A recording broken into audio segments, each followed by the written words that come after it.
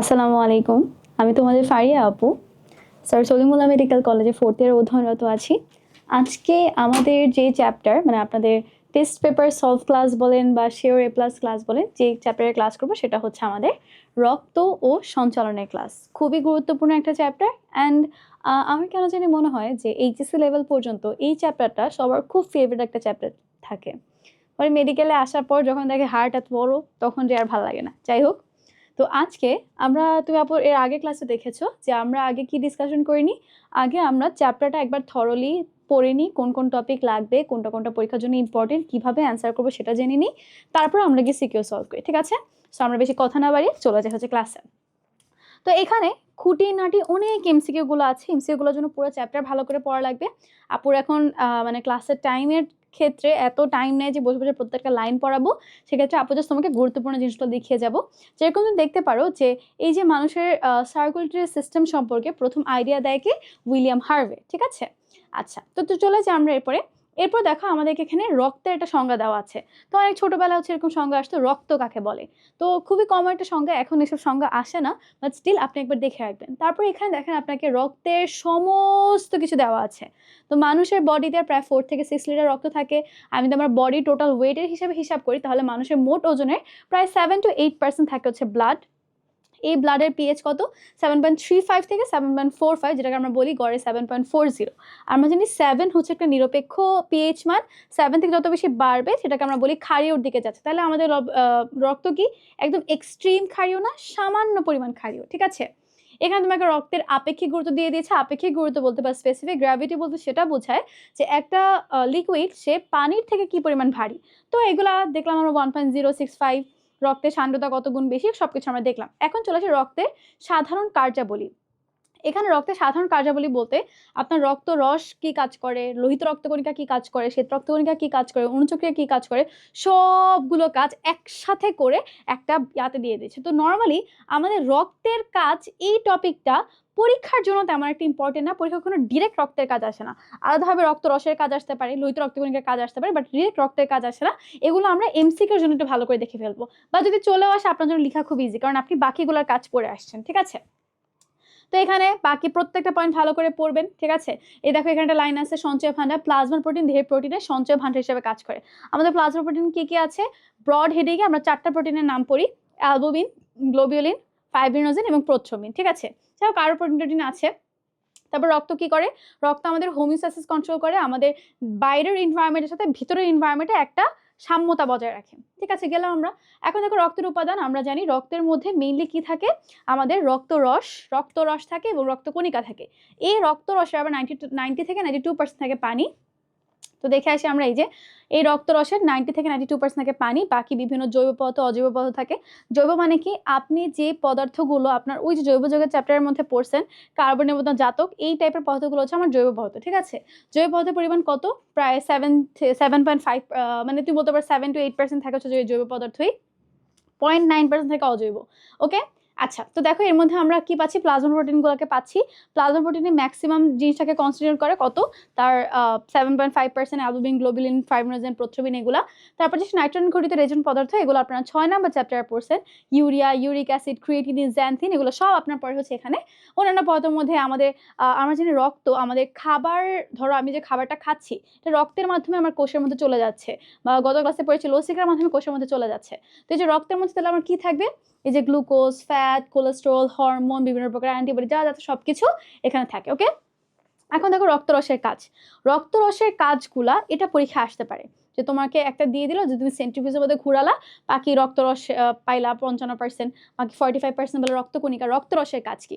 রক্তরসের কাজ, মেইন কাজ কি? ও রক্তের লিকুইডিটা মানে হচ্ছে ও যে তারল্য, এই তারল্যটাকে রক্ষা করে। ঠিক আছে? আচ্ছা, এছাড়াও আমাদের আমরা 5 নম্বর চ্যাপ্টারে পড়ছি যে আমাদের কিছু পরিমাণ কার্বন ডাই অক্সাইড রক্ত রসের মাধ্যমে পরিবাহিত হয়। আপনারা হয়তো পড়েছেন যে রক্ত রসের মাধ্যমে সোডিয়াম বাইকার্বনেট রূপে আমাদের কার্বন ডাইঅক্সাইড পরিবাহিত হয়, আর লোহিত রক্তকণিকার মাধ্যমে পটাশিয়াম বাইকার্বনেট রূপে আমার এই কার্বন ডাইঅক্সাইডটা পরিবাহিত হয়। এছাড়াও আমাদের যে আমরা জানি যে আমাদের অক্সিজেন ট্রান্সপোর্টে হিমোগ্লোবিন সবচেয়ে বড় ভূমিকা রাখে। হিমোগ্লোবিন তার 4টা অংশ দিয়ে 4টা অক্সিজেনকে ধরে একটা যৌগ গঠন করে আমার অক্সিজেনকে ট্রান্সপোর্ট করতেছে। কিন্তু হিমোগ্লোবিন ছাড়াও প্রায় 0.2% বা অনেক বইয়ের মধ্যে 2% পরিমাণ রক্ত আমার মানে অক্সিজেন এই রক্তরসের মধ্য দিয়ে তোমার হচ্ছে পরিবাহিত হচ্ছে। সো আরও অনেক কাজ টাজ করলো, যে রক্ত জমাট বাঁধা যে উপাদানগুলো আমাদের যে অণুচক্রিয়াগুলো সবগুলোই তোমার এই রক্তরসের মধ্যে ভাসমান অবস্থা থাকে, ঠিক আছে। আচ্ছা চলে আসি এই যে রক্তের অম্ল ক্ষারত সব ভারসাম্য কে রক্ষা করে? রক্তরস। রক্তকণিকাগুলোর মধ্যে রক্তকণিকাগুলো কোন পদ্ধতিতে তৈরি হয়? রক্তকণিকাকে ধরো ব্রড হিম বলতে পারি হিম, হিম মানে ধরো আমার এই কণিকাগুলা, পোইসিস মানে তৈরি করা, তাহলে হিমাটোপোইসিস প্রক্রিয়ায় রক্তকণিকাগুলো উৎপন্ন হচ্ছে। এখন রক্তকণিকাগুলোর মধ্যে থেকে তোমার কি লাগবে? মেইনলি লাগবে হচ্ছে তোমার এই রক্তকণিকাগুলোর কাজ। এই রক্তকণিকাগুলোর কাজ খুবই খুবই খুবই খুবই গুরুত্বপূর্ণ, ঠিক আছে। আমরা আরবিসির মধ্যে চলে আসতেছি। আরবিসি এখান থেকে তোমার কি কি জানা লাগবে? এটা নিউক্লিয়াসবিহীন, দেখতে এরকম একটু দ্বি অবতল, মানে দুই পাশ থেকে উঁচু হয়ে আছে, নাম হচ্ছে দ্বি অবতল চাকতির মতো দেখতে, ঠিক আছে। ওর কিন্তু একেবারে আদি অবস্থায় নিউক্লিয়াস ছিল না এমন না। তো ও রেটিকুলো, তোমরা যখন মেডিকেলে আসবা বা বিভিন্ন ইয়াতে পড়বা তখন বলবা আরবিসি একটা ম্যাচুরেশন স্টেজ আছে, তো এর মধ্যে রেটিকুলোসাইট পর্যায়ে এসে ওর এই নিউক্লিয়াসটা চলে যায় আর কি। যাই হোক, ওকে। তো আমরা এখানে ওর যে কার দেহে কি পরিমাণ আরবিসি আছে, বাচ্চাদের কত, নারীদের কত, এগুলো দেখে তুমি একটা জিনিস বুঝতে পারো যে ওর আসলে আরবিসি কম আছে নাকি বেশি আছে, ঠিক আছে। সো যাই হোক, এই মার্কারগুলো আমাদের পরীক্ষার মধ্যে এমসিকিউর মধ্যে আসে। বা ধরো তোমাকে আমি বললাম যে নিচের একটা ছবি টবি এঁকে দিয়ে বললাম যে এটা সম্পর্কে বর্ণনা করো, তখন তোমাকে এই মানটা লিখতে হবে, ঠিক আছে। তো এখানে যে যে পরিমাণগুলো আছে, ভ্রূণ দেহে কত থাকে, শিশু দেহে কত থাকে, পুরুষ দেহে 50 থেকে 54 লাখ, নারী দেহে 44 থেকে 49 লাখ, এগুলো প্রত্যেকটা খুবই গুরুত্বপূর্ণ। এর আয়ুষ্কাল কত? আয়ুষ্কাল মানে হচ্ছে 120 দিন। আমরা সবাই জানি, এই জন্য আমরা বলি যে চাইলে তুমি ব্লাড 4 মাস পর পর দিতে পারবে, কারণ তোমার আরবিসি 120 দিনে ভাঙে। ভাঙে কোথায়? ওই যে গত ক্লাসে পড়াইছিলাম, যকৃতের মধ্যে, যকৃতের কাফার সেলগুলো এগুলোকে ভেঙে বিলিভার্ডিন তারপর বিলিরুবিনে পরিণত করে ফেলে, আর গ্লোবিনটা চলে যায় তোমার সার্কুলেশনের মধ্যে। যাই হোক, তো 120 দিন তার ইয়া। আচ্ছা, এখন ধরো কোনো কারণে আমার বডির মধ্যে ব্লাড লস হইলো, আমার অ্যাক্সিডেন্ট হইলো, বা ধরো আমি আমার হচ্ছে রক্তশূন্যতা আছে, অ্যানিমিয়া আছে, তো কোনো কারণে আমার রক্তের পরিমাণটা কমে যায় বডিতে, এনি রিজন, তখন কি হয়, আমার এই সিগন্যালটা কিডনিতে যায়। কিডনিতে গিয়ে কিডনিকে বলে যে দেখো আমার তো আরবিসি কমে গেছে, আমার তো এটা নতুন করে তৈরি করতে হবে। তখন কিডনি একটা হরমোন উৎপন্ন করে, তার নাম কি? এরিথ্রোপোয়েটিন। এই এরিথ্রোপোয়েটিন বোন ম্যারোতে গিয়ে বলে যে ওর এখন তৈরি করতে হবে, কি তৈরি করতে হবে? আরবিসি।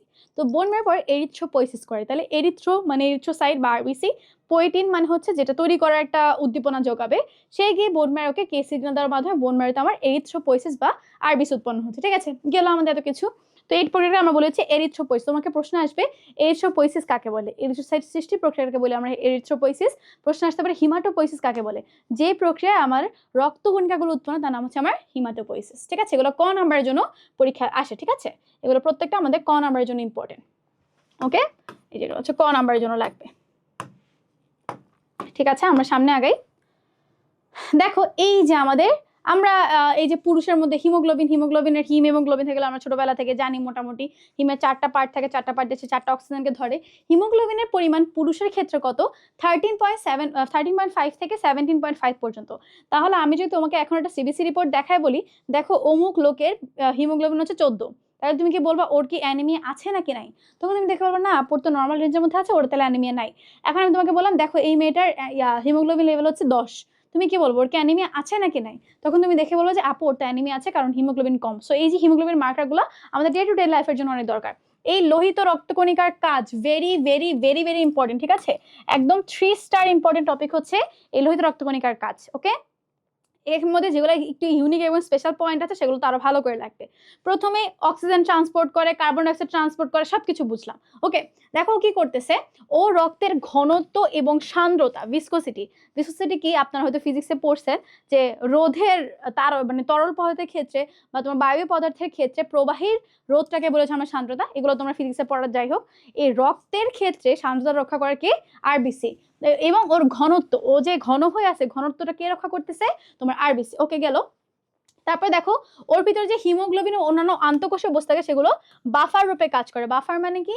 তুমি যদি ওইটার মধ্যে একটু অ্যাসিড দাও তাহলে ওর পিএইচ এর আহামরি চেঞ্জ হবে না, একটু যদি ক্ষার দাও তাহলে ওর পিএইচ এর আহামরি চেঞ্জ হচ্ছে না, গেল।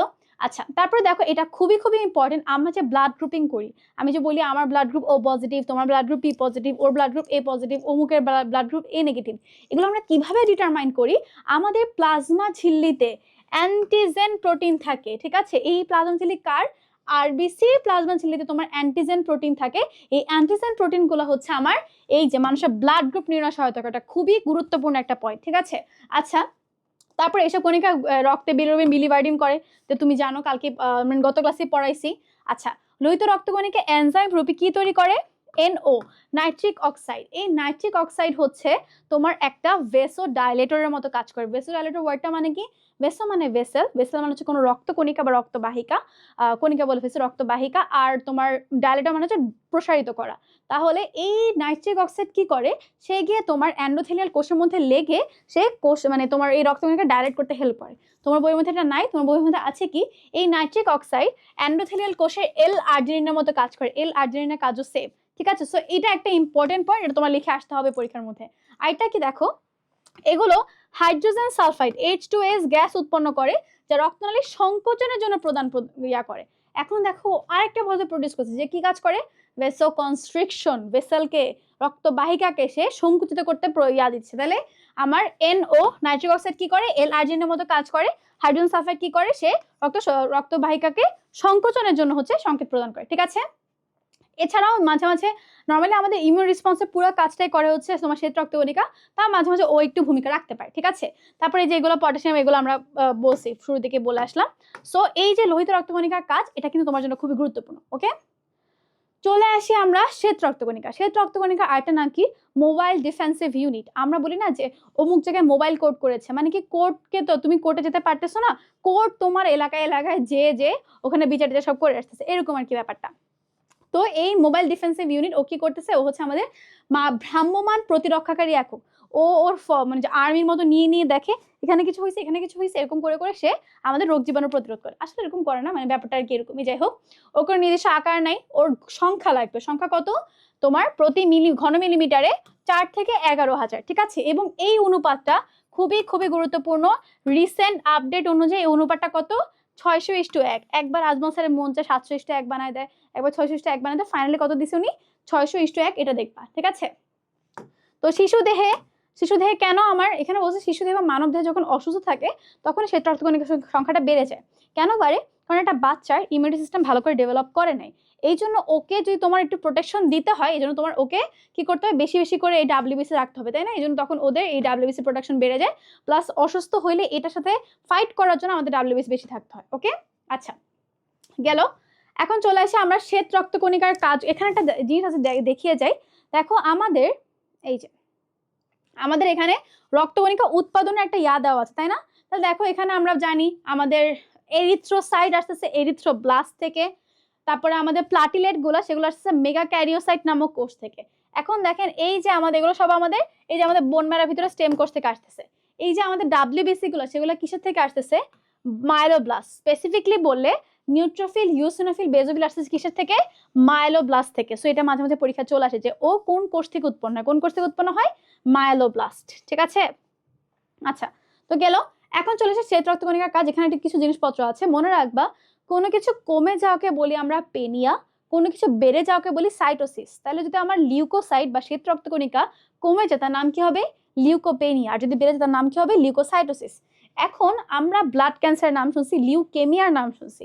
এখানে আমাদের যে WBC গুলো সেগুলো অস্বাভাবিকভাবে বেড়ে যায়, এবং আমাদের যে অনুপাতটা থাকা কথা 600:1, এটা তো ডিসরাপশন হয়ে দেখা যায় উল্টাও হয়ে যেতে পারে। দেখো তুমি বলতে পারো যে আপু WBC তো ভালো জিনিস, তো ও বাড়লে সমস্যা কি? ও তো রোগ প্রতিরোধী করবে। কিন্তু যে WBC গুলো মেইনলি ও বানাচ্ছে আমার সেল সাইকেলটা নষ্ট করার মাধ্যমে, সেগুলো আসলে ক্যান্সার সেল। সো এই WBC গুলো ক্যান্সার সেল হিসেবে বাড়তেছে, সেই জন্য আমাদের জন্য ভালো না। যাই হোক, এখন দেখো আমরা শ্বেত রক্তকণিকাকে ছবিগুলা দেখে আসবো, ঠিক আছে। ছবিগুলো একটু পরে আছে। শ্বেত রক্তকণিকাকে দুইটা ভাগে ভাগ করতে পারি, গ্র্যানিউল বা দানার উপস্থিতির ভিত্তিতে।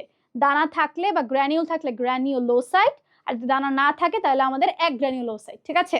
ওকে, এখন দেখে আসি আমাদের এই অ্যাগ্রানিউলোসাইটের মধ্যে আগে ছবিগুলো দেখে আসি। দেখো মনোসাইট, মনোসাইটে দেখো ওর পুরা কোষটা জুড়ে মনে হচ্ছে নিউক্লিয়াস, এবং নিউক্লিয়াসটা দেখো এরকম কেমন বাঁকা শেপ, কেমন হচ্ছে ঘোড়া খুরের মতো দেখতে। লিম্ফোসাইট দেখে আসলাম আমরা। নিউট্রোফিল দেখো ওর নিউক্লিয়াসে তোমার 3 খণ্ডে ভাগ হয়ে গেছে, দেখলাম আমরা।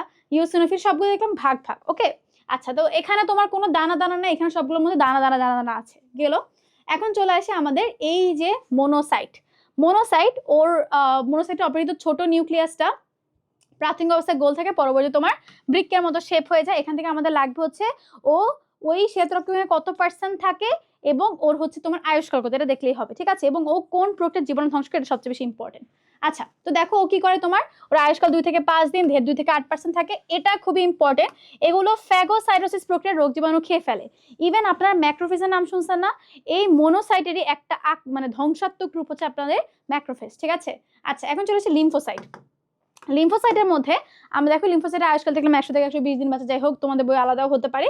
এখানে আমরা 3টা লিম্ফোসাইট পাচ্ছি, টি লিম্ফোসাইট, বি লিম্ফোসাইট এবং আমার এনকে সেল বা ন্যাচারাল কিলার সেল। আপু শর্টকাটে বলে ফেলি, টি লিম্ফোসাইট সে মেইনলি তোমার 2 থেকে 3 ধরনের লিম্ফোসাইট তৈরি করতে পারে, ঠিক আছে। এর মধ্যে প্রথমেই আসে তোমার হেল্পার টি সেল। এই হেল্পার টি সেল কাজ করে হলো হেল্পার, ও সব জায়গায় হেল্প করে।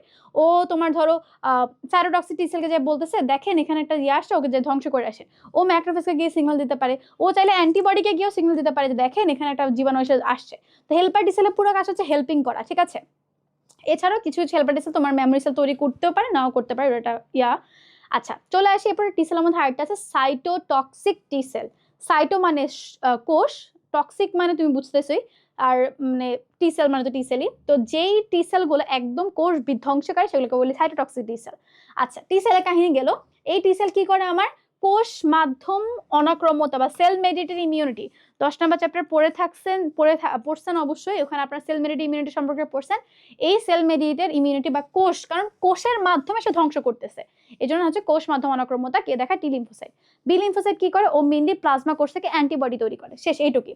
ও কি করে তোমার রক্ত মাধ্যম, কারণ অ্যান্টিবডি কিসের মাধ্যমে পাস হয়, রক্তের মাধ্যমে পাস হচ্ছে না, এর জন্য রক্ত মাধ্যম অনাক্রম্যতা বা হিউমারাল ইমিউনিটি দেখায়। ওকে, ন্যাচারাল কিলার সেল, ও জাস্ট দেখছে একটা ফরেন বডি ঢুকছে, এখন এই ধর একটা বাইরে একটা পদার্থ ঢুকছে, এখন এই পদার্থটা ভালো না খারাপ ও কিচ্ছু দেখবে না, ও একদম বিচার ছাড়ে ও তাকে ধ্বংস করে ফেলবে, ঠিক আছে। সেটা হচ্ছে আমার ন্যাচারাল কিলার সেল। ওকে, এসব কণিকা ভাইরাসের, ইভেন আমাদের ধরো কোনো টিউমার হয়েছে, টিউমার ভাইরাস, এগুলো এগেইনস্টে কে কাজ করে, এনকে সেল কাজ করে, ঠিক আছে। তো দেখেন আপনারা হয়তো ওই যে বোটানিতে পড়ে আসছেন যে আমাদের কি বলে ভাইরাস এবং ক্যান্সার সেলের বিরুদ্ধে কে কাজ করে, ইন্টারফেরন, এই এনকে সেলও কাজ করে, ঠিক আছে। আচ্ছা, এখন চলে আসে হচ্ছে এদের আয়ুষ্কাল দেখলা কত পার্সেন্ট, 20 থেকে 40% থাকে হচ্ছে তোমার লিম্ফোসাইট। এখন দেখো দানাদার বা গ্রানিউলোসাইট, এর মধ্যে ফার্স্ট আছে নিউট্রোফিল। নিউট্রোফিল কত পার্সেন্ট দেখলাম, 40 থেকে 60%। নিউট্রোফিল আয়ুষ্কাল দেখলাম। এখন দেখো ওর সাইটোপ্লাজমটা কিরকম, বর্ণনিরপেক্ষ এবং ওর নিউক্লিয়াস তোমার 2 থেকে 5 খণ্ড গঠিত। আয়ুষ্কাল সেম মনোসাইটের মতনই সেম। আচ্ছা, ও কি করে তোমার, ও সেম মনোসাইটের মতনই ফ্যাগোসাইটোসিস প্রক্রিয়া রোগ জীবাণু ধ্বংস করতেছে। ওকে, এখন দেখো ধরো আমার হচ্ছে এরকম একটা ছিদ্র হয়ে আছে, আমার এখানে হচ্ছে জীবাণুগুলো অ্যাটাক করে আছে। এখন নিউট্রোফিল হচ্ছে ওর কোনো ডেফিনিট শেপ নাই, তোমাকে গোলও বলতে পারবে না, কিছুই বলতে পারবে না। এখন ধরো নিউট্রোফিল এখানে আসছে, এখন এসে ওর এখান থেকে যাওয়া লাগবে, ওকে ধ্বংস করা লাগবে। এখন এইটুকু একটা জায়গা ও কেমনে যাবে, তখন নিউট্রোফিল কি করবে, ওর শেপ চেঞ্জ করে, ওর শেপ একটা অ্যামিবয়েড শেপের মতো, অ্যামির মধ্যে শেপ চেঞ্জ করে এমনে এমনে করে করে ওই ছোট ছিদ্র পথে গিয়ে, ধরো ছোট ছিদ্রটাকে থেকে ও ঢুকে গেল এখানে, ঠিক আছে। তো এই যে ছোট ছিদ্র পথে উনি যে শেপটাকে চেঞ্জ করে জীবনকে ধ্বংস করতে চলে গেল, এই প্রক্রিয়াটাকে আমরা বলি ডায়াপেডেসিস। এই ডায়াপেডেসিস কাকে বলে, এই যে এটা আপনার ক নাম্বারের জন্য খুবই খুবই ইম্পর্টেন্ট, ঠিক আছে। এটা ক এর জন্য খুবই ইম্পর্টেন্ট। ওকে, ক এর জন্য ইম্পর্টেন্ট গেল। তো নিউট্রোফিল কি করে, ফ্যাগোসাইটোসিস প্রক্রিয়া জীবাণু ধ্বংস করলো। এখন চলে আসে ইউসিনোফিল। দেখো ইউসিনোফিল, ইউসিন অ্যাসিড নামে একটু মিল আছে না, ইউসিন অ্যাসিড। তো দেখো ও তোমার দেখো এই যে আমরা জানি অনীলা, আমরা এটা এমনি পড়ি না, অনীলা অম্ল নীলকে লাল করে, যেহেতু ইউসিনের সাথে আমরা অ্যাসিডের মিল পাচ্ছি একটু, তাহলে দেখো ও কি করবে, তোমার ইউসিন রঞ্জকে লাল বর্ণ ধারণ করবে। আয়ুষ্কাল দেখলাম আমরা, ওর নিউক্লিয়াসে কয় খণ্ড যুক্ত হয়, 2 খণ্ড, আমরা ছবি দেখে আসছি। এখন ইউসিনোফিলের কাজটা খুব ইম্পর্টেন্ট, কি কাজ করে ও, এগুলো দেহের অ্যালার্জি, মানে আমরা বলি আমাদের হাইপার সেন্সিটিভিটি রিয়াকশনে কাজ করে, ঠিক আছে। তো ধরো তুমি একটা চিংড়ি মাছ খাইছো, কারো অ্যালার্জি আছে, চিংড়ি অ্যাটাক শুরু হচ্ছে, তখন ইউসিনোফিল গিয়ে সেখানে কাজ করে। তো দেহে অ্যালার্জির বিরুদ্ধে কাজ করে, অ্যালার্জি, পরজীবী সংক্রমণ, প্লিহা, স্নায়ুতন্ত্রের রোগের কারণে ইউসিনোফিলের সংখ্যা বেড়ে যায়। সো আমাদের গ্যাস্ট্রোইন্টেস্টাইনাল সিস্টেমের সাথে মেইনলি এই রিলেশন, ডিরেক্ট রিলেশন কার, এই ইউসিনোফিলের, ঠিক আছে। বেজোফিল, বেজ মানে কি, ক্ষার, তাহলে ক্ষার তোমার কি করে, এই যে ক্ষার শক্তি নীল বর্ণ ধারণ করে, ঠিক আছে। ওকে, ও খুবই গুরুত্বপূর্ণ 2টা কাজ করে, ইম্পর্টেন্ট। ও দেহে হিস্টামিন রিলিজ করে, ঠিক আছে। এই হিস্টামিনে কিন্তু একটা ভেসোকনস্ট্রিক্টর, মানে কি ও সংকোচন করে ফেলে রক্তকণিকাকে। এছাড়াও হেপারিন রিলিজ করে, এই হেপারিন, হিস্টামিন হেপারিন 2টা এইচএইচ রিলিজ করতেছে। হেপারিন একটা ন্যাচারাল অ্যান্টিকোয়াগুলেন্ট। অ্যান্টি মানে বাধা দেওয়া, কোয়াগুলেন্ট মানে কি যে কোয়াগুলেশন বা রক্ত জমাট বাঁধাকে বাধা দিচ্ছে। তো এই হেপারিন আমাদের রক্তবাহিকার ভিতরে থাকে, এই কারণে আমাদের রক্তবাহিকার ভিতরে রক্তটা জমাট বাঁধতে পারে না, ঠিক আছে। তো এই হেপারিনও কে তৈরি করতেছে, এই যে হেপারিন নিঃসরণ করে রক্তনালীর ভিতরে জমাট বাঁধতে বাধা, কে রিলিজ করে, বেজোফিল। এখন এই যে শ্বেত রক্তকণিকার কাজ, তুমি যেইগুলা পড়ে আসছো আলাদা আলাদা ভাবে সবগুলো এখানে তোমার দেওয়া আছে, সো আপনি সবগুলো একসাথে পড়বেন। এখানে একটা জিনিস দেখেন, লিম্ফোসাইট গুলো অ্যান্টিবডি সৃষ্টি করে রোগ প্রতিরোধ করে, এই জন্য আমরা কি বলি, আণুবীক্ষণিক সৈনিক বা মলিকিউলার সোলজার। কি বলি, মলিকিউলার সোলজার। আপনার পরীক্ষায় আসতে পারে অমুক কণিকাকে আমরা বলি হচ্ছে আণুবীক্ষণিক সৈনিক, তো ওইটার কাজ আসতে পারে। তাহলে কাজের ক্ষেত্রে আমরা কোনটা স্পেসিফিকলি দিব, লিম্ফোসাইটের কাজ দিব, ঠিক আছে। সেখান থেকে সবগুলো যেগুলো যেগুলো পড়েছে সবগুলো আপনাকে সামারাইজ ভার্সন দিচ্ছে। শ্বেত রক্তকণিকার কাজ 3 স্টার ইম্পর্টেন্ট, খুবই ইম্পর্টেন্ট একটা টপিক, ঠিক আছে। 3 স্টার ইম্পর্টেন্ট, খুবই ইম্পর্টেন্ট একটা টপিক। চলে আসে অনুচক্রিকা। অনুচক্রিকা কি, প্লাটিলেট, রক্ত জমাট বাঁধাবে। ওর সংখ্যা কত থাকবে, 1.5 লাখ থেকে 4 লাখ, ঠিক আছে। আচ্ছা, পরবর্তীতে জীবনকাল থাকে তোমার 5 থেকে 9 দিন, যকৃত প্লিহার মাধ্যমে ধ্বংস হয়ে গেল। ওর কাজ কি, ওর মেইন কাজ হচ্ছে রক্ত জমাট বাঁধানো, একটা অস্থায়ী প্লাটিলেট প্লাক তৈরি করে। আমি কেন অস্থায়ী বলতেছি, কারণ ও যদি স্থায়ী হয়ে যায়, ওর প্লাটিলেট প্লাকটা একটু পরে দেখবো আমরা কিভাবে তৈরি করে। ওই যে স্থায়ী এখানটা প্লাক তৈরি করে রাখে, আমার তো রক্ত জমাট পুরোপুরি বন্ধ হয়েছে, আমাদের রক্ত সঞ্চালনই হবে না। ও একটা অস্থায়ী প্লাটিলেট প্লাক তৈরি করে, পরবর্তীতে যখন আমার টিস্যু হিলিং শুরু হয় তখন এই প্লাকটা সরে যায়, প্লাজমিনে সেটাকে ভেঙে ফেলে। যাই হোক, তো ও বিভিন্ন ক্লটিং ফ্যাক্টর সবকিছু রিলিজ করলো, গ্রোথ ফ্যাক্টর রিলিজ করে। এখানে একটা ইম্পর্টেন্ট পয়েন্ট আছে, সেরোটোনিন, সেরোটোনিন নামক রাসায়নিক পদার্থ ক্ষরণ করে রক্তপাত বন্ধের উদ্দেশ্যে রক্তবাহিকাকে দ্রুত সংকোচনে তোমার সিগন্যাল দেয়, ঠিক আছে। ওকে, সরতেছে না কেন, আমি সরে ফেলি। আচ্ছা, তো এই যে সেরোটোনিন হিস্টামিন, এই দুইটাই তোমার ভেসোকনস্ট্রিক্টর, খুবই ইম্পর্টেন্ট। হিস্টামিন রিলিজ করছে কে, হিস্টামিন রিলিজ করছে তোমার শ্বেত রক্তকণিকা বা বেজোফিল। স্পেসিফিকলি বললে সেরোটোনিন কে রিলিজ করতেছে, এই প্লাটিলেট, ঠিক আছে। ও কি করে, ও যে তোমার ব্লাড ভেসেলকে সিগন্যাল দিচ্ছে, ভাই ভাই এখানে অনেক রক্তপাত হয়ে যাচ্ছে, আপনি যদি রক্ত মানে রক্তনালী সংকুচিত করে ফেলেন তাহলে এখান থেকে কম রক্ত যায়। তো ওই সিগন্যালটা দেওয়ার মাধ্যমে রক্তটা কম রিলিজ হয় আর কি। যাই হোক, এছাড়াও ও কি করে, ও ফ্যাগোসাইটোসিস প্রক্রিয়া জীবাণু ধ্বংস করতে পারে, ঠিক আছে। গেল, তো আমাদের লোহিত রক্ত অনুচক্রিয়ার কাজগুলো আমরা দেখবো। তো এরপরে আমাদের এগুলো অত বেশি ইম্পর্টেন্ট না। খ নাম্বারের জন্য মাঝে মাঝে আসতে পারে যে রক্তকণিকাগুলো কেন আমরা রক্ত কোষ বলতেছি না, কারণ ম্যাক্সিমাম তোমার নাই নিউক্লিয়াস, কোনো অন্যান্য অঙ্গাণু ঠিক মতো নাই, সেই জন্য আমাদেরকে কোষ বলি না, কোষাঙ্গাণু বলতে পারি আর কি, ঠিক আছে। এখানে সবগুলো কাজ একসাথে সামারাইজ ভার্সনে আছে, সবগুলো পড়বা। এই যে এই পার্থক্যটাও 3 স্টার ইম্পর্টেন্ট একটা পার্থক্য, লোহিত রক্তকণিকা, শ্বেত রক্তকণিকা এবং অনুচক্রিকার মধ্যে পার্থক্য। 3 স্টার ইম্পর্টেন্ট একটা টপিক আসবে, এতক্ষণ ধরে যা পড়ছেন সবগুলো পার্থক্য দেওয়া আছে পরীক্ষার জন্য, এটা খুবই গুরুত্বপূর্ণ। ওকে, আচ্ছা, এখন যে রক্ত জমাট বাঁধা তঞ্চন বাঁধার মানে জমাট বাঁধার যে প্রক্রিয়াটা, এখানে 13 ধরনের ক্লটিং ফ্যাক্টর নাম আছে। এর মধ্যে প্রথম 4টা আর মনে রাখি ফুল পরে টুপ করে, কি দিয়ে মনে রাখি, ফুল পরে টুপ করে, ফুল দিয়ে তোমার হচ্ছে ফাইব্রিনোজেন, পরে দিয়ে হচ্ছে প্রোথ্রম্বিন, টুপ দিয়ে তোমার হচ্ছে থ্রোম্বোপ্লাস্টিন, করে দিয়ে তোমার ক্যালসিয়াম আয়ন। এই 4টাই মেইন ইম্পর্টেন্ট, এই 4টা ক্লটিং ফ্যাক্টরেরই একসাথে ভূমিকার কারণে আমাদের রক্তের জমাট বাঁধে। তো বাকি 13টা, বাকি যে 9টা আছে 9টা খুব ভালো করে মুখস্থ করে ফেলো, মাঝে মাঝে এগুলো থেকে পরীক্ষা আসে, ঠিক আছে। আচ্ছা, রক্ত জমাট বাঁধার পঞ্চম পদ্ধতি দেখো, এখানে একটা সংজ্ঞা আছে, হিমোস্ট্যাসিস। হিম মানে ব্লাড, স্ট্যাসিস মানে তাকে বন্ধ করে দেওয়া। তাহলে ক্ষত নিরাময়ের উদ্দেশ্যে যে কোনো উপায় রক্তপাতটাকে যদি তুমি মন্থর বা একটু কমায় দিচ্ছ বা বন্ধ করে থাকে, আমরা কি বলি, হিমোস্ট্যাসিস বলি। এটা আপনাদের ক নাম্বারের জন্য আসতে পারে, ঠিক আছে, ক নাম্বারের জন্য এটা ইম্পর্টেন্ট একটা প্রশ্ন গেল। আচ্ছা, তো দেখো এখন আমরা হচ্ছে রক্ত জমাট বাঁধা, এখানে পুরো প্রক্রিয়াটা একসাথে ব্যাখ্যা করে দেওয়া আছে। আপু তোমাকে একদম সহজ ভাষায়, এই ধরো পরীক্ষা হলে টাইম নেই, টাইম না থাকলে কি করবা, তখন এই যে এরকম করে লিখে দিয়ে আসলে হবে। তো মেইনলি কি হচ্ছে, আমার হচ্ছে একটা জায়গায় ছিঁড়ে টিড়ে গেছে, টিস্যু ছিঁড়ে গেল, টিস্যু ছিঁড়ার মাধ্যমে আমার এখানে কি আছে, ব্লাড আছে না, তো আমার ধরো কিছু ব্লাড কর্পাস, এগুলো মানে আরবিসি বা ধরো কিছু অনুচক্রিকা ড্যামেজ হলো। তো দেখো এই যে বিনষ্ট অনুচক্রিকা টিস্যু কোষজনিত উপাদানগুলা কি করবে, ওরা একটা সিগন্যালের মাধ্যমে থ্রোম্বোপ্লাস্টিনকে অ্যাক্টিভেট করে দিবে, ঠিক আছে। এবার নাম কি, থ্রোম্বোপ্লাস্টিন, কার উপরে গিয়ে কাজ করবে, ও রক্তের মধ্যে নিষ্ক্রিয় অবস্থায় প্রথ্রম্বিন ঘুরতেছিল, প্রথমে নিয়ে বলে ভাই ভাই ওখানে একটা অ্যাক্সিডেন্ট হয়ে গেছে, তাড়াতাড়ি আসেন, এসে ও করবে কি, ওটাকে অ্যাক্টিভেট করার ট্রাই করবে। থ্রোম্বোপ্লাস্টিন, প্রথ্রম্বিন, প্রো ওয়ার্ডটা মানে আমরা বুঝবো যেখানেই প্রো পাবো সেই হচ্ছে নিষ্ক্রিয় অবস্থা আছে। এই থ্রোম্বোপ্লাস্টিন প্রথ্রম্বিনের উপর কাজ করে আমাদের প্রথ্রম্বিনকে অ্যাক্টিভেট করে থ্রম্বিনে পরিণত করে দিচ্ছে, ঠিক আছে। এই থ্রম্বিন কি করবে, আমাদের এখানে কি করতে হবে, তোমার একটা মানে কিছু একটা করে সিলাই টিলাইয়ের মতো কিছু একটা করে তোমাকে এখানে রক্তটাকে বন্ধ করতে হবে, নাহলে এক্সেস ব্লিডিং 2 লিটারের বেশি যদি ব্লাড বের হয়ে যায় তুমি গেছো, ঠিক আছে। সো তখন এই থ্রম্বিন কি করবে, সে ফাইব্রিনোজেনের কাছে যাবে। ফাইব্রিনোজেনও তোমার ইনঅ্যাক্টিভই বলতে পারো। তখন এই থ্রম্বিন ফাইব্রিনোজেনের কাছে গিয়ে বলবে যে ভাই এখানে একটা ইয়া করতে হবে, রক্তপাত বন্ধ করতে হবে। তখন ফাইব্রিন তোমার জালকের মতো আস্তে আস্তে সৃষ্টি হওয়া শুরু করবে। দেখো ফাইব্রিন মনোমার তৈরি করে, এই ফাইব্রিন মনোমারগুলো একটা একটা একটার সাথে লেগে লেগে লেগে লেগে ফাইব্রিন জালক তৈরি করে দেয়। তো জালক তৈরি করার পর তোমার মোটামুটি আমার এখানে একটা ফাইব্রিন জালক তৈরি হয়ে গেল। এখন এখান দিয়ে যে রক্তকণিকাগুলো আসবে সেগুলো তোমার কি করবে, এই জালকের মধ্যে আটকা পড়ে যাবে। এখানে ডাব্লিউবিসিও আসতেছে, আরবিসিও আসতেছে, প্লাটিলেটও আসতেছে। তো আরবিসি যেহেতু এখানে আটকা পড়ে যায়, সেটা লাল কালারের কারণে আমার মনে হচ্ছে প্লাকটা লাল হয়ে থাকে, ঠিক আছে। তো এই দেখো, তো আমাদের এখানে হলো। এখন দেখো জমাট বাঁধা শেষ হলে সেরাম কাকে বলে, প্রশ্ন আসতে পারে সেরাম কাকে বলে। ক নাম্বারের জন্য, জমাট বাঁধা শেষ হলে জমাট থেকে যে হলুদ কালার তরল বের হয়ে আসে তার নাম কি তোমার সেরাম, ঠিক আছে। কিন্তু সেরাম এবং রক্ত রসের মধ্যে কিন্তু পার্থক্য আছে।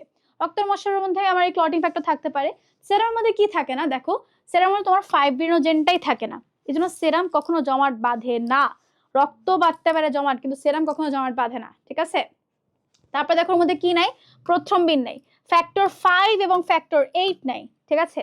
আপনারা আমাকে নিচে কমেন্টের মধ্যে বলুন ফ্যাক্টর 5 কোনটা, ফ্যাক্টর 8 কোনটা, অ্যান্টি হিমোফিলিক ফ্যাক্টর, ফ্যাক্টর 9 কোনটা, ক্রিসমাস ফ্যাক্টর। এগুলো সব আমি হিমোফিলিয়াতে পড়ে আসছি। যাই হোক, তো এগুলো খুবই ইম্পর্টেন্ট। আচ্ছা, আর সেরামে কোনটা বেশি থাকে, নামে দেখে বুঝতে পারতেছো সেরোটোনিনটা বেশি থাকে, এই জন্য কারণ ওর জায়গায় সেরোটোনিন থাকে। ওকে, এখন দেখো যখন আমার রক্তবাহিকা আস্তে আস্তে করে আবার, যেহেতু এটা ছিঁড়ে গেছিল, ও আবার করে রিজেনারেট করা শুরু করছে, তখন কি হবে, তখন আমার এই জালকটা প্লাজমিন এনজাইমের উপস্থিতিতে ভেঙে যাবে। এখন যদি রক্ততঞ্চনকাল, তোমার কতক্ষণ ব্লিডিং হবে বা তোমার এই যে অনুচক্রিয়াগুলো অ্যাক্টিভেট হওয়া, এতগুলা কাজ করা, এগুলো কতক্ষণ লাগবে করতে, মাত্র 4 থেকে 5 মিনিট। দেখো মাত্র 4 থেকে 5 মিনিট। ওকে, আচ্ছা, 8 আর 9 ভাবে যে হিমোফিলিয়া হয় এখানে আরেকবার লিখছে, পড়বা আপনারা। ওকে, তো এখানে তোমাকে রক্ততঞ্চনের তাৎপর্য লিখছে। ধরো কোনো কারণে যদি আমার হার্টের মধ্যে, ধরো করোনারি আর্টারিগুলো আমার হার্টে সাপ্লাই দিচ্ছে, তো এই করোনারি আর্টারিগুলোর মধ্যে যদি আমার এরকম রক্তটা জমাট বেঁধে, তখন কি হবে, রক্ত পাস করবে না, আমার হার্ট অ্যাটাক হয়ে যাবে। আমার ক্যারোটিড আর্টারিগুলো হচ্ছে ধরো এখানে ব্রেনে সাপ্লাই দিচ্ছে, ঠিক আছে। তারপর ধরো সেরিব্রাল আর্টারি ব্রেনে সাপ্লাই দিচ্ছে, এই সেরিব্রাল আর্টারিগুলো যদি আমার এরকম রক্ত জমাট, তাহলে কি হবে, স্ট্রোক হয়ে যাবে। তো এগুলো এখানে লিখছে। এখন দেখো রক্তনালীর ভিতরে রক্ত কেন তঞ্চন হয় না, এটা খ নাম্বারের জন্য একটা খুবই খুবই গুরুত্বপূর্ণ প্রশ্ন, ঠিক আছে। রক্তনালীর ভিতরে কেন রক্তটা তঞ্চন হয় না, একটা রিজন আমরা একটু আগে দেখে আসছি, যে ওই যে হেপারিন নামক অ্যান্টিকোয়াগুলেন্ট থাকে, এজন্য রক্তটা জমাট বাঁধতেছে না। সেকেন্ড রিজন, রক্তের যে অন্তঃপ্রাচীরটা সেটা অনেক মসৃণ থাকে, তো এই জন্য তোমার হচ্ছে রক্তটা জমাট বাঁধে না। থার্ড রিজন, রক্তটা এমন গতিতে চলে যে জমাট বাঁধার সময় পায় না, ঠিক আছে। সো তো এখানে আরো সুন্দর করে দেওয়া আছে, আপনারা দেখে নেবেন। এখন এই যে প্লাজমা ও সেরামের মধ্যে পার্থক্য, এটাও খ নাম্বারের জন্য অনেক ইম্পর্টেন্ট, ঠিক আছে। এটা আপনাদের খ মাঝে মাঝে ঘতেও চলে আসতে পারে, এটা আপনাদের ক্ষয়ের জন্য খুবই ইম্পর্টেন্ট একটা প্রশ্ন। ওকে, প্লাজমা ও সেরামের মধ্যে পার্থক্য এখন আপনারা নিজেরাই লিখতে পারবেন। প্লাজমা একটা আলাদা জিনিস, সেরামের মধ্যে লাগবে। আচ্ছা, সেরামের মধ্যে কি থাকে না, সেরামের মধ্যে মেইনলি আমাদের ক্লটিং ফ্যাক্টর 5 ও 8 থাকে না, সেরামের মধ্যে তোমার ফাইব্রিনোজেন থাকে না, সেরামের মধ্যে তোমার প্রথ্রম্বিন থাকে না, সেরাম এবং রক্তরসের কালারের মধ্যে ডিফারেন্স থাকে। রক্তরস ঈষৎ হলুদ আর সেরাম পুরোপুরি হলুদ কালার থাকে। তারপর তো রক্তরসের মধ্যে সেরোটোনিন থাকতেছে না, কিন্তু তোমার এই সেরোটোনিনটা আবার সেরামের মধ্যে অনেক বেশি পরিমাণ থাকে। সো এগুলো একটু আমরা দেখবো।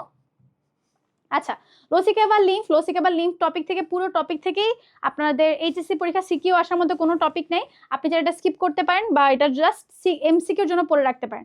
আর লসিকা থেকে আপনার কোনো পরীক্ষা মানে কোনো প্রশ্ন আসে না, এখান থেকে আসতে পারলে ধরো এটা আসতে পারে যে কাইল কাকে বলে, চর্বিযুক্ত খাবার খেলে লসিকায় ফ্যাটের পরিমাণ বেড়ে যায়, তখন লসিকা দুধের মতো সাদা দেখে, তাকে আমরা বলি হচ্ছে কাইল। এটা আপনার ক নাম্বারের জন্য প্রশ্ন আসতে পারে, ঠিক আছে। তারপর ধরো এই যে এর প্রধান লিপিড কোনটা, প্রধান লিপিড হচ্ছে কাইলোম্যাকটিন হিসেবে থাকে, এগুলো আপনাদেরকে 3 নম্বর চ্যাপ্টারে পড়ানো হয়েছে। সো এখান থেকে দেখবেন। আচ্ছা, এখান থেকে তোমার 3 আর 4 নাম্বারে সম্মিলিতভাবে মিলে একটা প্রশ্ন সিকিউ আসতেই পারে। আচ্ছা, তারপরে দেখো এখানে লসিকার কাজটা কি, লসিকা ধরো ওই যে যেখানে তোমার অক্সিজেন যেতে পারে না, টিস্যু রক্ত যেতে পারে না, সেখানে গিয়ে সে খাবার সাপ্লাই দেয়, তারপরে কিছু পরিমাণ সে ফ্যাগোসাইটোসিসও করে, রোগ জীবাণু ধ্বংস করে, তারপরে দেখো যে লিম্ফোসাইট থেকে অ্যান্টিবডি প্রতিরোধ ক্ষমতা বাড়ে, এগুলো একটু দেখবা, রিডিং পড়বে, এগুলো সিকিউর জন্য ইম্পর্টেন্ট না। যেহেতু সিকিউর জন্য ইম্পর্টেন্ট না, আমরা এগুলো স্কিপ করবো, এখন আমাদের এখন এত ডিটেলসে পড়ার সময় নেই। লসিকা সংবন্ধ আমরা চাইলে পুরোটা পুরো বাদ দিতে পারি, লসিকা সম্বন্ধে কখনো পরীক্ষা আসে নাই, ঠিক আছে। আমরা ডিরেক্ট চলে যাবো হার্টের মধ্যে। ওকে, আচ্ছা, এখানে চলছে রক্তবাহিকা। রক্তবাহিকার মধ্যে এখানে তোমাকে বলে দিই, রক্তবাহিকার মধ্যে আমাদের রক্তবাহিকাগুলোর মধ্যে মেইন কোনটা আছে? ধমনী। ধমনী মানে কি? যেই রক্তবাহিকার মাধ্যমে, ধমনী কাকে বলে, শিরা কাকে বলে, এগুলো কিন্তু পরীক্ষা আসবে। যে রক্তবাহিকার মাধ্যমে অক্সিজেন যুক্ত রক্ত আমার কোষে পৌঁছায় যায় সেটাকে আমরা কি বলি? ধমনী বলি। আর যেই রক্তবাহিকার মাধ্যমে কার্বন ডাইঅক্সাইড যুক্ত রক্ত আমাদের হৃৎপিণ্ডে ফিরে আসে তার নাম হচ্ছে তোমার শিরা। এগুলোর ব্যতিক্রম পালমোনারি ধমনী, পালমোনারি শিরা কি কাজ করে, কেন করে, একটু পরে দেখবো। ওকে, সো এখানে দেখো, এই যে আমার ধমনী, ধমনী থেকে কিছু শাখা প্রশাখা বের হলো, কিছু আর্টারিওল বের হলো। এখান থেকে আমার শিরা, শিরা থেকে কিছু শাখা প্রশাখা বের হয়ে ভেনিওল বের হলো। এই যে আর্টারিওল ও ভেনিওল, এখানে দুইটা একসাথে মিলিত হয়ে কি তৈরি করছে? আমার কৈশিক জালিকা তৈরি করছে। সো আমাদের রক্তবাহিকা মেইনলি 3 ধরনের: ধমনী, শিরা, কৈশিক জালিকা। এগুলো 3টা লেয়ার থাকে: tunica intima, tunica media, tunica externa. আর এখান থেকে আমরা কিছুই দেখবো না। চলে আসি হচ্ছে তারপরে এদের মধ্যে পার্থক্যটা পরীক্ষা অনেক আসে। খ নাম্বারের জন্য বলতে পারো, গ ঘয়ের জন্য মাঝে মাঝে এই প্রশ্নটা চলে আসতে পারে। ধমনী এবং শিরার মধ্যে পার্থক্য, মেইনলি খ নাম্বারের জন্য খুব ইম্পর্টেন্ট একটা প্রশ্ন এটা। ধমনী শিরার মধ্যে পার্থক্য দেখো, এখান থেকে একটা ইম্পর্টেন্ট পয়েন্ট, ওর কোনো কপাটিকা থাকে না। এই যে ধমনী, নি মানে নাই, কি নাই? কোনো কপাটিকা নাই। কপাটিকা কখন থাকে না আমার? যখন মানে কপাটিকা কেন লাগে আমার? কপাটিকা হচ্ছে একটা দরজার মতো। দরজাটা কখন বন্ধ করে দিই? যখন আমি চাই না যে ব্লাডটা রিগার্জিটেট করবে, মানে ব্লাডটা আবার ফিরে আসুক। তো ধমনীর প্রাচীরে আমার এরকম কোনো কিছু দরকার পড়ে না, ওটার সময় একদিকেই যায়, এই জন্য ওখানে কোনো কপাটিকা থাকে না। নাই দিয়ে মনে রাখবা, সেটার মধ্যে কপাটিকা থাকে।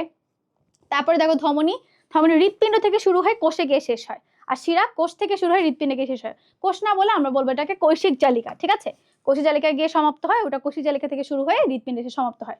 তারপরে তোমার ধমনী, যেহেতু ধমনীর মধ্যে তোমার অক্সিজেন যুক্ত রক্ত যায়, বেশি কাজ করতে, জন্য এটা বেশি মোটা থাকে, স্থিতিস্থাপক থাকে, ঠিক আছে? এগুলো আমরা দেখবো, এটা পাঠ্য কিন্তু খ নাম্বারের জন্য লাগবে।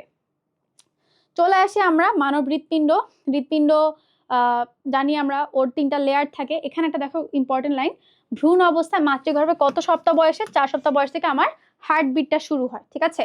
বাচ্চা যখন হার্টবিট বোঝা যায়। কোথায় আছে আমার? ঠিক 5th ইন্টারকোস্টাল স্পেস, মানে আমাদের 5ম এবং 6ষ্ঠ যে পরশুকা দুটার মাঝখানে আমরা হচ্ছে ওই বলতে পারি, বা এখান থেকে হিসাব করলে আমরা অ্যাপেক্স বিট পাই, ওখান থেকে একটু উপরে হিসাব করলে বুঝবো যে আমরা এখানে হার্ট আছে, ঠিক আছে? আচ্ছা, আকার আকৃতি, নর্মালি আমরা কোন একটা জিনিসের নিচে ভিতকে বলি বেস, আমরা বলি না বেস গঠন করো, ঠিক আছে? বেসিক গঠন করো, কিন্তু ওর ক্ষেত্রে বেস যে উপরে থাকে আর ওর অ্যাপেক্স থাকে নিচে। সো তুমি যদি এখানে হাত দাও, এখানে হাত তুমি যেটা ফিল করবা সেটা হচ্ছে আমাদের অ্যাপেক্স বিট, কারণ ওর অ্যাপেক্স এখানে ধুম ধুম ধুম করে ভাবে করে বিট করতেছে। আচ্ছা, গেল। ওর আবরণ মেইনলি আমাদের যে হার্ট পেরিকার্ডিয়াম নামক আবরণে আবৃত থাকে। এই পেরিকার্ডিয়াম আবার 2টা লেয়ার থাকে, তোমার ফাইব্রাস পেরিকার্ডিয়াম, সেরাস পেরিকার্ডিয়াম। তো আপনি ধরো এটা আমাদের আসলে শরীরের ভিতর থাকা অবস্থায় এতগুলো লেয়ার থাকে, যখন বাইরে চলে আসে তখন এতগুলো লেয়ার আমরা বুঝি না। তো এই ফাইব্রাস পেরিকার্ডিয়াম আবার 2টা লেয়ার থাকে, ঠিক আছে? সরি, সেরাস পেরিকার্ডিয়াম 2টা লেয়ার থাকে, একটা তোমার প্যারাইটাল, একটা তোমার ভিসারাল। ভিসারাল মানে হচ্ছে যেটা একদম তোমার হার্টের গায়ে লেগে গেছে, এটা হচ্ছে ভিসারাল লেয়ার। যাই হোক, দুটোর মাঝখানে পেরিকার্ডিয়াল ফ্লুইড থাকে, প্রাচীর লাগবে না। আমরা চলে আসি, ওর মধ্যে আমরা 3টা পাই, প্রাচীর গঠনকারী পেশি। কি? Epicardium, myocardium, endocardium. এপিকার্ডিয়াম কি একদম বাইরের দিকে, যেটা গায়ের মধ্যে তোমার চর্বি লাগানো থাকে। মায়োকার্ডিয়াম মানে হচ্ছে ওর যে হার্টের মাসেলগুলা, সেগুলা মাসেল লেয়ারটা হচ্ছে মায়োকার্ডিয়াম, এটা সংকোচন প্রসারণের ভূমিকা রাখে। এবং এন্ডোকার্ডিয়াম হচ্ছে ওই যে ওর অলিন্দ নিলয়, মানে আমার অ্যাট্রিয়াম ভেন্ট্রিকল গুলো যেখানে থাকে, সেটা হচ্ছে আমার কি? ওর এন্ডোকার্ডিয়াম, ঠিক আছে? এখানে তোমার কপাটিকা গুলোও থাকে। আচ্ছা, কার্ডিয়াক পেশির বৈশিষ্ট্য, এটা আপনারা 7 নাম্বার চ্যাপ্টারে অনৈচ্ছিক, ঐচ্ছিক, কার্ডিয়াক পুরো একটা বক্স আকারে পড়ছেন, এখানে ওগুলাই লেখা আছে, এগুলো ওখান থেকে পড়ে আসা ভালো, ঠিক আছে? ওখান থেকে পড়ে আসলে একসাথে পড়া হয়ে যাবে। এখন দেখো হৃৎপিণ্ডের প্রকোষ্ঠসমূহ যেহেতু পড়তেছি, আমরা একেবারে ছবি এঁকে সবকিছু বুঝে চলে আসি, ঠিক আছে? আমরা এখন সিকিউ দেখবো না, আমরা আগে ছবি আঁকবো একটু। ওকে, দেখো একটা ছবি আঁকি, একটা হার্ট আঁকি। হার্টের লেভেলিং, হার্টের এই যে লম্বচ্ছেদ করা ছবি, এটা কোনটাকে কি বোঝায় সম্পূর্ণটা তোমার পরীক্ষায় আঁকতে হবে। এটা খুব ইম্পর্টেন্ট একটা প্রশ্ন। আমি তোমাকে বলি, আমাদের হাফ ইয়ারলি পরীক্ষা, মনে এটা একটা পরীক্ষার প্রশ্ন আসছিল যে হৃৎপিণ্ডের বা অমুক অঙ্গে, মানে উপরের চিহ্নিত অঙ্গের লম্বচ্ছেদ অঙ্কন করো। তা আমরা সবাই এঁকে আসলাম, সবারটা মোটামুটি ভালো হয়েছে, সবাই শিওর 3 মার্ক পাবো। সবাই পেয়েছে গণহারে 0। কেন? কারণ লিখছে নিচে চিত্রের নামে লিখছে হৃৎপিণ্ড। এখন আমাদের টিচার জিজ্ঞেস করছে, এটা কার হৃৎপিণ্ড আঁকছো? তোমার, আমার, নাকি কুকুরের? তো বিড়ালের, এরকম বলতেছে, কুকুর বিড়ালের ছবি হৃৎপিণ্ড আঁকছো, মানে এটা লিখতে হতো চিত্র মানব হৃৎপিণ্ড। তা আমার আর খায় দেয় কাজ নাই, পরীক্ষা লাগিয়ে কুকুরের হৃৎপিণ্ড আঁকবো। যাই হোক, টিচারদের এক্সপিরিয়েন্স আর না বলি, আমরা চলে যাচ্ছি আমাদের একটু ছবি আঁকি। সো আমার এখানে বোর্ডের মধ্যে অত বেশি ভালো হবে কিনা আমি জানি না, আমি চেষ্টা করছি তোমরা একটু ভালো করে আঁকার চেষ্টা করবা, ঠিক আছে? এটা তুমি দেখবা যে ইউটিউবের মধ্যে অনেক শর্ট ট্রিক্স আছে যেগুলো দিয়ে খুব ইজিলি হৃৎপিণ্ডটা আঁকা যায়, সেগুলো ফলো করে হৃৎপিণ্ডটা খুব কম সময়ে খুব সুন্দর করে আঁকতে পারবা। তো আমি তোমাদেরকে বোঝার জন্য মোটামুটি আঁকতেই হইলো। তো এখানে এবার কি হয়ে গেল, ওয়েট। তো ধরো এটা হচ্ছে আমার হৃৎপিণ্ড, বড় করে আঁকলাম, ঠিক আছে? ওকে, তোমাদের বইয়ের মধ্যে কিভাবে জানি ছবিটা আছে, যাই হোক তুমি বুঝার মতো পারলে, বুঝার মতো করে হইলেই হইলো। ওকে,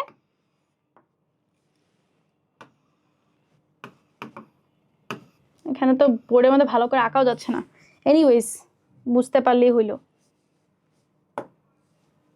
কালার দিয়ে করি তাহলে তুমি আরো ভালো বুঝবা। তো ধরো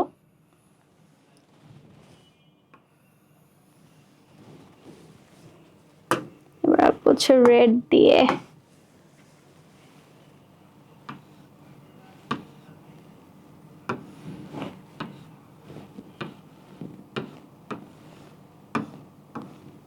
ঠিক আছে? এখান দিয়ে হচ্ছে আমার একটা পালমোনারি ভেইন আসবে। ওকে, ঠিক আছে। এখান দিয়ে এগুলোকে একটু নীল করে দিই।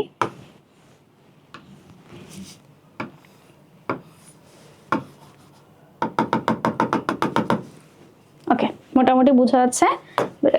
আরেকটা কালার ইউজ করে এখানে আমরা একটা জিনিস বোঝাই, তাহলে আপু তোমাকে ভালো বুঝাতে পারবো। ওকে, আচ্ছা, সো লেটস বিগিন। আমরা এখন পড়াশোনায় চলে যাই। কেন এভাবে আঁকছি, তুমি পরীক্ষা হলে অবশ্যই ভালো করে আঁকবা, আপু তোমাকে বোঝানোর জন্য এভাবে করে আঁকছি। আচ্ছা, তো কি হচ্ছে, আমাদের বডির সার্কুলেশনটা, এই পুরো সার্কুলেশনের মধ্যে কিন্তু দুইজনের হাত আছে, একটা আমার হার্ট, একটা আমার কি ফুসফুস, মানে আমাদের হৃৎপিণ্ড এবং ফুসফুস একসাথে কাজ করতেছে। কিভাবে কাজ করে, ফার্স্টে আমাদের পুরো বডির উপরের পাশ থেকে, মানে আমার ব্রেন, গলা, এখানে উপরের পাশে যে মাসেলগুলো, এখানে যা যা আছে সব কিছু থেকে রক্ত সুপিরিয়র ভেনা কেভার মাধ্যমে এখানে আসলো। কোথায় আসলো? এটা আমার রাইট অ্যাট্রিয়াম বা ডান অ্যাট্রিয়ামে আসলো, ঠিক আছে? এটা আমার রাইট অ্যাট্রিয়াম বা ডান অ্যাট্রিয়ামে আসলো, পুরা বডির উপরের সাইড থেকে। এই জায়গাটার মধ্যে কোনো কপাটিকা নাই, এই জায়গাটার মধ্যে কোনো কপাটিকা নাই, ঠিক আছে? কেন কপাটিকা নাই? কারণ সবসময় মনে রাখবা, সব জিনিস কোন দিকে যেতে চায়? গ্র্যাভিটির দিকে যেতে চায়। যখনই তুমি তাকে গ্র্যাভিটির উল্টা দিকে নিবা, তখন তোমাকে তাকে আটকানো বা বাধা দেওয়ার প্রয়োজন আছে। বাট যেহেতু সুপিরিয়র ভেনা কেভার মাধ্যমে ও গ্র্যাভিটি থেকে নিচের দিকে আসতেছে, ওকে কি আমার আটকানোর কোনো দরকার আছে? এই জন্য সুপিরিয়র ভেনা কেভা এবং ডান অ্যাট্রিয়ামের মাঝখানে কোনো ধরনের কোনো কপাটিকা নাই। M I clear? ওকে, ঠিক আছে। তো আসলো পুরো বডি উপরের পার্ট থেকে কার্বন ডাইঅক্সাইড রক্ত আমার ডান অ্যাট্রিয়ামে আসলো, এই জন্য আমি নীল কালার দিয়ে বুঝাচ্ছি, কারণ এখানে কার্বন ডাইঅক্সাইড আছে। এবার পুরো বডির নিচের পাশ, মানে হচ্ছে আমার হার্টের এই নিচে লেভেল, পুরা গ্যাস্ট্রোইন্টেস্টাইনাল, মানে আপনার কি বলি ধরো যকৃত, স্টামাক সব কিছু থেকে হেপাটিক পোর্টাল ভেইন হয়ে ইনফার ভেনাকে আসলো, পা থেকে, কোমর থেকে, যা যা পুরা বডির নিচের পার্ট থেকে কার্বন ডাইঅক্সাইড রক্ত কোথায় আসলো? ডান অ্যাট্রিয়ামে। কার মাধ্যমে? ইনফিরিয়র ভেনা কেভার মাধ্যমে। এটা আমার ইনফিরিয়র ভেনা কেভা, ঠিক আছে? এটা আমার কি ইনফিরিয়র ভেনা কেভার মাধ্যমে হচ্ছে আমার এই রক্তটা আসলো। এখন দেখো ইনফিরিয়র ভেনা কেভার নিচে থেকে রক্ত নিয়ে উঠতেছে না, তাহলে যেহেতু নিচের থেকে গ্র্যাভিটির বিপরীত রক্ত নিয়ে উঠতেছে, তোমাকে কি করতে হবে? ওকে, যাতে রক্তটা এখানে থাকে, এই দরজাটা বন্ধ করে দিতে হবে। রক্তটা নেওয়ার সাথে তুমি দরজাটা ধাম করে বন্ধ করে দিতে, আবার ও ফেরত না নিয়ে নেয়। তো এই যে ইনফিরিয়র ভেনা কেভা এবং তোমার এই যে ডান অ্যাট্রিয়াম, এই দুটার মাঝখানে একটা কপাটিকা থাকে, সেই কপাটিকাটার নাম হচ্ছে ইউস্টেশিয়ান কপাটিকা। ই দিয়ে ইনফিরিয়র, ই দিয়ে তোমার ইউস্টেশিয়ান কপাটিকা। তাহলে এখানে আমরা দুটো কপাটিকা পেয়ে গেলাম, রক্তটা ডান অ্যাট্রিয়াম পর্যন্ত কিভাবে আসলো বুঝলাম, ঠিক আছে? আপু এখান থেকে তোমাদেরকে মায়োজেনিক কন্ট্রোলটা বুঝে দেবে, তাহলে আমাদের জন্য ইজি হয়ে যাবে। ওকে, আচ্ছা, তো এরপর কি হলো, রক্তটা আসলো, রক্তটা আসার পরে আমাদের হয় হচ্ছে অ্যাট্রিয়ামে ডায়াস্টল। কি হয়? অ্যাট্রিয়ামে ডায়াস্টল। ডায়াস্টল মানে হচ্ছে তোমার প্রসারণ, অ্যাট্রিয়ামটা বড় হয়ে যায়। সিস্টল মানে হচ্ছে সংকোচন, স্বদেশী সিস্টল, স্বদেশ সংকোচন, এভাবে করে মনে রাখতে পারো। আচ্ছা, তো রক্ত আসলো, অ্যাটমটা একদম বড় হয়ে গেছে। এখন ওর কাজ, ওর কাছে তোমার সবসময় নিচের দিকে নিয়ে যাও, তাই না? সব কিছু নিচের দিকে, ওর নিজের কাছে রেখে তো কোনো কাজ নাই। আচ্ছা, তো এই দুটো ছাড়াও এইখানে আমার কিছু করোনারি সাইনাস থাকে। এই করোনারি সাইনাসের মাধ্যমে হার্ট নিজে কিছু কার্বন রক্ত প্রডিউস করে, সেগুলা আমার ডান অ্যাট্রিয়ামে আসলো। সব জায়গা থেকে আমার ডান অ্যাট্রিয়ামে কার্বন রক্ত আসলো, হার্ট বড় হইলো, মানে ডান অ্যাট্রিয়াম বড় হইলো। তখন কি হবে তোমার, এখানে আমার একটা আছে ট্রাইকাসপিড, ট্রাইকাসপিড বা তিন পাল্লা বিশিষ্ট একটা কপাটিকা, নাম হচ্ছে ট্রাইকাসপিড কপাটিকা। কার কার মাঝখানে? ডান অ্যাট্রিয়াম এবং ডান ভেন্ট্রিকল। তোমরা কিন্তু প্রত্যেকে ছবি অবশ্যই মার্ক আউট করবা কোনটাকে তুমি কি বুঝাচ্ছ। আমি এখানে আঁকাকি করলে অনেক বড় হয়ে যাবে, আমি তোমাকে বোঝানোর জন্য এখানে আঁকছি, ঠিক আছে। তো অ্যাট্রিয়াম যখন বড় হয়ে গেল তখন ও করবে কি, ও আস্তে আস্তে তোমার সংকোচনের চেষ্টা করবে, কারণ ও যদি সংকুচিত না হয় রক্তটা কি এখানে যাবে। এরপর অ্যাট্রিয়াম বড় টড় হয়ে ফুলে টলে ও সংকোচনে গেল, তাহলে অ্যাট্রিয়ামে ডায়াস্টল ফার্স্ট হলো, তারপর কি হচ্ছে অ্যাট্রিয়ামে সিস্টল হচ্ছে। সিস্টলের মাধ্যমে ও সংকুচিত হয়ে সম্পূর্ণ রক্ত তোমার কিসে পাঠিয়ে দিল, রাইট ভেন্ট্রিকলে পাঠিয়ে দিল। কিসে পাঠাইলো, রাইট ভেন্ট্রিকল বা তোমার ডান ভেন্ট্রিকলে পাঠাইলো। এখন যদি আমি এই ঢাকনাটা বন্ধ না করি রক্তটা কেবল দিকে ফিরে যাওয়ার সম্ভাবনা আছে না। তো রক্তটা যাতে এখানে ফিরে না যায় এই জন্য আমি এখানে ঢাকনাটা তোমার ধাম করে বন্ধ করে দিচ্ছি। কি হচ্ছে, আমার এখানে ঢাকনাটা বন্ধ করে দিচ্ছি। ওকে, আচ্ছা। তো ঢাকনাটা বন্ধ করলাম, ঢাকনাটা কিন্তু এমনি বন্ধ হয় না। তুমি ভাবতেছো যে ও আসবে ও যাবে অনেক টাইম, বাট এত টাইম কিন্তু লাগে না। এই যে আমি কথা বলতেছি, কথার মধ্যেও আমার 2-3 বার করে অলরেডি সার্কুলেশন হয়ে গেছে, তো অনেক দ্রুত হচ্ছে না। তো অ্যাট্রিয়ামে ডায়াস্টল হওয়ার সাথে তোমার অ্যাট্রিয়ামে সিস্টল হয়ে যায়। অ্যাট্রিয়ামে ডায়াস্টলের সময় লাগে 0.7 সেকেন্ড, আর অ্যাট্রিয়ামে সিস্টল হতে সময় লাগে মাত্র 0.1 সেকেন্ড, ঠিক আছে। এখন ধরো রক্তটা এখানে আসার তুমি খাচ্ছ রাইট ভেন্ট্রিকল ধরে রাখবে, থাকুক কিছুক্ষণ থাকুক আমার কাছে, আমার সন্তান ঘরে ফিরে আসে, এরকম তো কিছু না। ও সাথে সাথে তোমার হচ্ছে কার মাধ্যমে পাঠিয়ে দেবে, এটা হচ্ছে আমার পালমোনারি ধমনী। এটা কি আমার পালমোনারি ধমনী। তুমি বলতে পারো আপু ধমনীর কাজ তো হচ্ছে কি জানি, অক্সিজেনযুক্ত রক্ত পরিবহন করা, ও এখানে কার্বন ডাই অক্সাইড কোথা থেকে নিচ্ছে, এটাই ব্যতিক্রম। পালমোনারি ধমনী পালমোনারি শিরা দুইটাই ব্যতিক্রম, কেন আমরা দেখছি। যাই হোক, এখানে রক্তটা আসলো, আসার সাথে সাথে ও করবে কি, ওর না আমি রাখবো না, ও সংকোচন করে তোমার রক্তটা এই পালমোনারি ধমনীর মধ্যে পাস করে দিবে। দেখো আমার অ্যাট্রিয়ামের ডায়াস্টল হলো, অ্যাট্রিয়ামের সিস্টলের মাধ্যমে রক্তটা আসলো, সাথে সাথে তোমার ভেন্ট্রিকুলার সিস্টল হয়ে গেল, ভেন্ট্রিকুলার সিস্টলের মাধ্যমে তোমার পালমোনারি ধমনীতে রক্তটাকে উঠাই দিল। তাহলে এই যে দেখো খুব দ্রুত হয়ে গেল না। এখন ধরো আমি যদি এটাও সংকুচিত হয়েছে এটা সংকুচিত হইতে গেছে, তখন তোমার কি করতে হবে, এই ঢাকনাটাকে বন্ধ করতে হবে। ঢাকনা যদি বন্ধ না করো তাইলে কিন্তু রক্তটা আবার তোমার মানে অ্যাট্রিয়ামে ফিরে যেতে পারে। তো এই যে আমার ঢাকনাটা ধাম করে বন্ধ হয়ে যায়, এই ভেন্ট্রিকলের সিস্টলে তোমার যখন ঢাকনাটা বন্ধ হয়ে যায় সেটা একটা শব্দ সৃষ্টি করে, শব্দটার নাম হচ্ছে লাভ। মানে এমন ধাপ থাকে না, আমরা ধাম করে বন্ধ করে দিচ্ছি, তো আমরা ধাম করে বন্ধ করি না, আমরা লাভ শব্দ করেছে বন্ধ করে দিই। তো ভেন্ট্রিকলের সিস্টলে তোমার কি হচ্ছে, লাভ শব্দ হয়। ওকে, গেল। তো রক্তটা এখন আমার কোথায় আছে, রক্তটা আমার পালমোনারি ধমনীতে চলে গেছে, ঠিক আছে। তো এখন পালমোনারি ধমনীতে যাওয়ার পরে তারপরে কি হবে, রক্ত এখন নাই, এখন ও চাইলে এখন তো ভেন্ট্রিকুলার কোনো সংকোচনের দরকার নেই, ও সংকুচিত হয়ে কি করবে, ওর তো এখন নিজের মতো আগের মতো রিল্যাক্স ওর আগের অবস্থানে ফিরে আসবে। তো ও আগের অবস্থানে ফিরতে গেলে ও যখন আবার মোটা হচ্ছে তখন রক্ত কি বলবে, আরে জায়গা পাইছি, থাক থাক আমি যাবো না ওইদিকে, আমি এবার ফিরে চলে আসবো। এই জন্য যাতে এই রক্তটা আবার ফিরে না আসে, আমার এই ডান ভেন্ট্রিকল এবং পালমোনারি ধমনীর মাঝখানেও কিছু অর্ধচন্দ্রাকৃতি কপাটিকা থাকে, নাম হচ্ছে তোমার থিবেশিয়ান কপাটিকা। কি কপাটিকা, থিবেশিয়ান কপাটিকা, ঠিক আছে। তো তখন কি হয়, তখন আমার এই পাশের কপাটিকাগুলো ঠাস করে বন্ধ হয়ে যায়, যাতে কোনোভাবে রক্তটা তোমার পালমোনারি ধমনী থেকে ডান ভেন্ট্রিকলে না আসতে পারে। তো এই যে ভেন্ট্রিকলের ডায়াস্টলের সময় যদি কাণ্ডটা হচ্ছে এই জন্য একটা ডাব টাইপের শব্দ সৃষ্টি হয়। তো আমি মনে করতাম ডায়াস্টল দিয়ে ডাব, তাহলে ভেন্ট্রিকুলার সিস্টেম তোমার লাভ শব্দ সৃষ্টি হলো, ভেন্ট্রিকুলার ডায়াস্টল তোমার ডাব শব্দ সৃষ্টি হলো। তো অ্যাট্রিয়ামের সিস্টলে তোমার সময় লাগে হচ্ছে, অ্যাট্রিয়ামের ডায়াস্টলের সময় লাগে 0.7 সেকেন্ড, অ্যাট্রিয়ামের সিস্টলে তোমার সময় লাগে হচ্ছে 0.1 সেকেন্ড। তারপর সাথে তোমার ভেন্ট্রিকুলার সিস্টল হচ্ছে, ভেন্ট্রিকুলার সিস্টলের সময় লাগে 0.3 সেকেন্ড, ভেন্ট্রিকুলার ডায়াস্টলের সময় লাগে তোমার 0.5 সেকেন্ড, ঠিক আছে। ওকে, গেল। এখন পালমোনারি ধমনী নাম কি, পালমোনারি, তাহলে কোথায় যাবে সে, লাংসে যাবে, ঠিক আছে। কোথায় যাবে, লাংসে। ওকে ওকে, তো লাংসে গেল, লাংসে গিয়ে মানে ফুসফুসে গেল, ফুসফুসের মধ্যে সে সবকিছু অতিক্রম কোথায় যাবে, অ্যালভিওলাসে কৈশিক জালিকা আছে না পাশে, কৈশিক জালিকার মধ্যে গিয়ে সে আস্তে আস্তে এটাকে তোমার কার্বন ডাইঅক্সাইডটাকে চেঞ্জ করে অক্সিজেন যুক্ত রক্তে পরিবহন নিয়ে আসবে আর কি। কার্বন ডাইঅক্সাইড সে ফেলে দেবে, যাও তুমি এখন ওটাকে নিয়ে রক্তের মধ্যে যেমনে পারো ওটাকে শরীর থেকে বের করে দাও, ওইটা তোমার 5 নাম্বার চ্যাপ্টারের কাহিনী, ওটা আমাদের কাহিনী না।